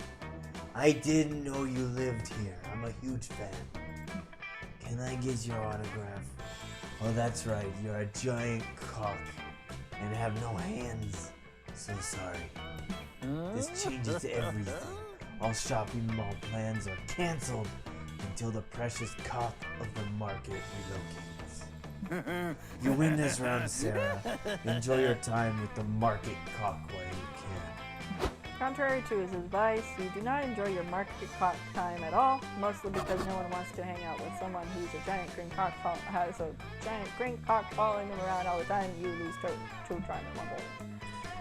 Last day of summer. It's the last day of summer. Alright, who's gonna be your summer love, babe? This is me? Yeah. It's her. Yeah. I have made so many moves. It's gotta be her. This has to work. Okay. Ready? Yep. Do it. Ask Aravi to go to the meteor shower? Yes, please. Alright. Oh, I don't find out yet? Let's go. Sarah, We're both let us pray. You finally gather the courage to ask your beloved to watch the meteor shower with you. This is my turn. Oops. Also, the game just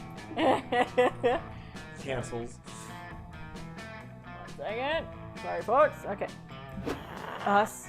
A summer fling? Impossible! No. I'm a master of strategists, and I know a doom tactic when I see one. You and I would crash and burn. Now get out of here before I use you to towel off my sweaty back after I finish this round. The meteor shower comes, and you're all alone. The shooting star. When was I gonna be able to use my fucking love potion or anything? Why? Like, why do I even have this shit if, like, it doesn't do anything? It makes you fun. Okay. So you wish to find love one day. Dang, but it was a shooting star. It was just a firefly flying. What a silly mistake. But according to shooting star law, you wasted your wish, and as a result, cannot ever be legally fulfilled. Wait, I have a question. Is that an airplane in the night sky? Or a shooting star? So you will die alone on a technicality. Okay. Oh god. You're Oh dead. god, I'm afraid. You finally gather the courage to ask your beloved to watch the meteor shower with you. Wait, you want to be my son? OMG! I mean, I guess so, but not because I actually like you or anything. That'd be ridiculous. I mean, if anything, I'm just going out with you so I can learn your weakness and plot to kill you. Fuck yeah. Yeah, I'm not emotionally vulnerable. I'm just using this as a perfect cover. It's a date. Fuck! Yeah! The last day of camp was intense. Did we bang? Before the meteor shower, you two plundered dungeons and fought giant creatures all day. Afterwards, you and Aravi tended to each other's wounds in a romantic, sensual way. You never thought being an adventurer could be so adorable. I did it. I got love 2 times now. I got laid. I had sex.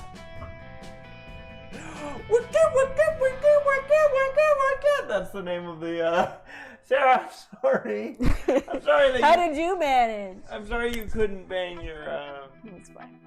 your tough lady. I think I just had more stats going into it. I think you were lacking creativity. Before we knew it, those weeks were gone. Oh. I might have to quickly mute music if it decides to play something copyrighted. Oh, good point. It felt like a hot minute, and it felt like an entire lifetime. That night, as we saw summer closing to an end, we all wondered what would come out next for us. It felt like the end of something big. Little did we know life still had many wonders and misadventures in store for us. Now I'm older, and I can see it, how those years became the foundation of the mythology of our lives. Broken hearts turned tragedies sung for centuries. Wild nights became epics treasured forever. Every kiss and every laugh is now a constellation we'll always find while gazing into the starry night, no matter how many years go by. For those of us that did kiss. Even today, I can still close my eyes, and I'm there on that last summer night, feeling like I was just starting to live life. Don't know if this is a club. With all my friends around that campfire, so young and unafraid, and so ready to start. Copyright song! Oh no! I might have to mute this guy. Sorry, folks. 1 second. La la la la la la la la la la la. Okay, muted. So yeah, this was Monster Camp. As you with the person, the Reaper person. Was that a snot bubble? Yeah, I think so. Great. Oh, there we go Again. again. Sorry for all the silence, folks. So what did you think of Monster Camp? It was fun. Yeah. I honestly, I would not do the full version. I probably would do the hour or the 45 short minutes. version. This was very, very long. To be disappointed. Sure. To get dumped. Yeah. So I think my thing is, and I'm sure they have like their reasons for doing it, but I kind of wish. Again, I don't understand fully how the algorithm stuff works. Yeah, I'm sure if we got a grasp on that, we'd be better at this game. Which is fine, because that's probably part of the fun, is not having the grasp. Yeah. But you know, I like, for me, it's I wouldn't have. It would have been nice to have seen the other characters throughout the game. Yes. You know, like instead of Oh, I guess you're a girl. Yeah. There's my girl. Yeah, I would have enjoyed seeing more of oh god, the robot. Hey, Jaxblade would be happy. I mean, all the characters. Like, I just feel like a lot of those interactions were like ones I was like, oh, we didn't really get to see the other characters. That could have been me. That could have been you. That should have been you. That's literally you and the robot. Yeah. You could have gone for the robot. Instead, you set your sights for big muscle women. You're like, I want a big old muscle woman. But what did you think? Did you have fun? Yeah, it was fun. Yeah, it was fun. I feel like this game upped the raunchiness from the first one. Yeah, it was much less subtle. Yeah. Like, literally, one of the first things you do is choose an item called an orgy book. Yeah. I mean, yeah. Which I think is great. Like, why the hell not? Make it raunchy as hell. Yeah. I just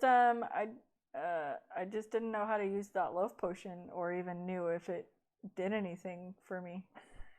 Yeah. I don't think he told me anything about it. Yeah, nice.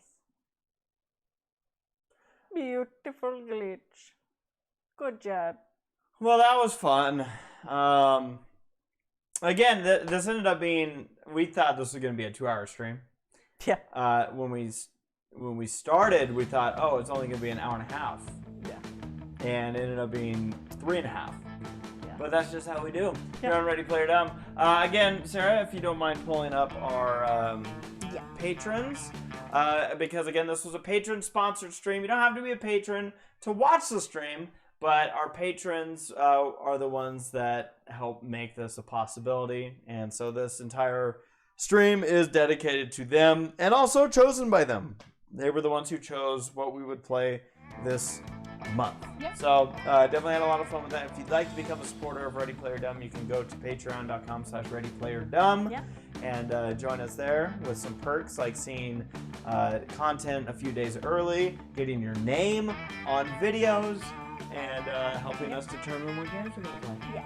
So, yeah, that was a lot of fun. That was Monster Camp. We want to thank everybody who joined us live here tonight for joining us, and of course everybody that watches this later on down the road.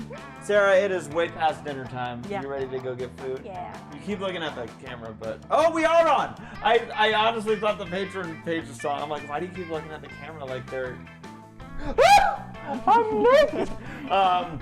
Thank you for watching. We're Ready Player Dumb, and we will see you next time. Bye.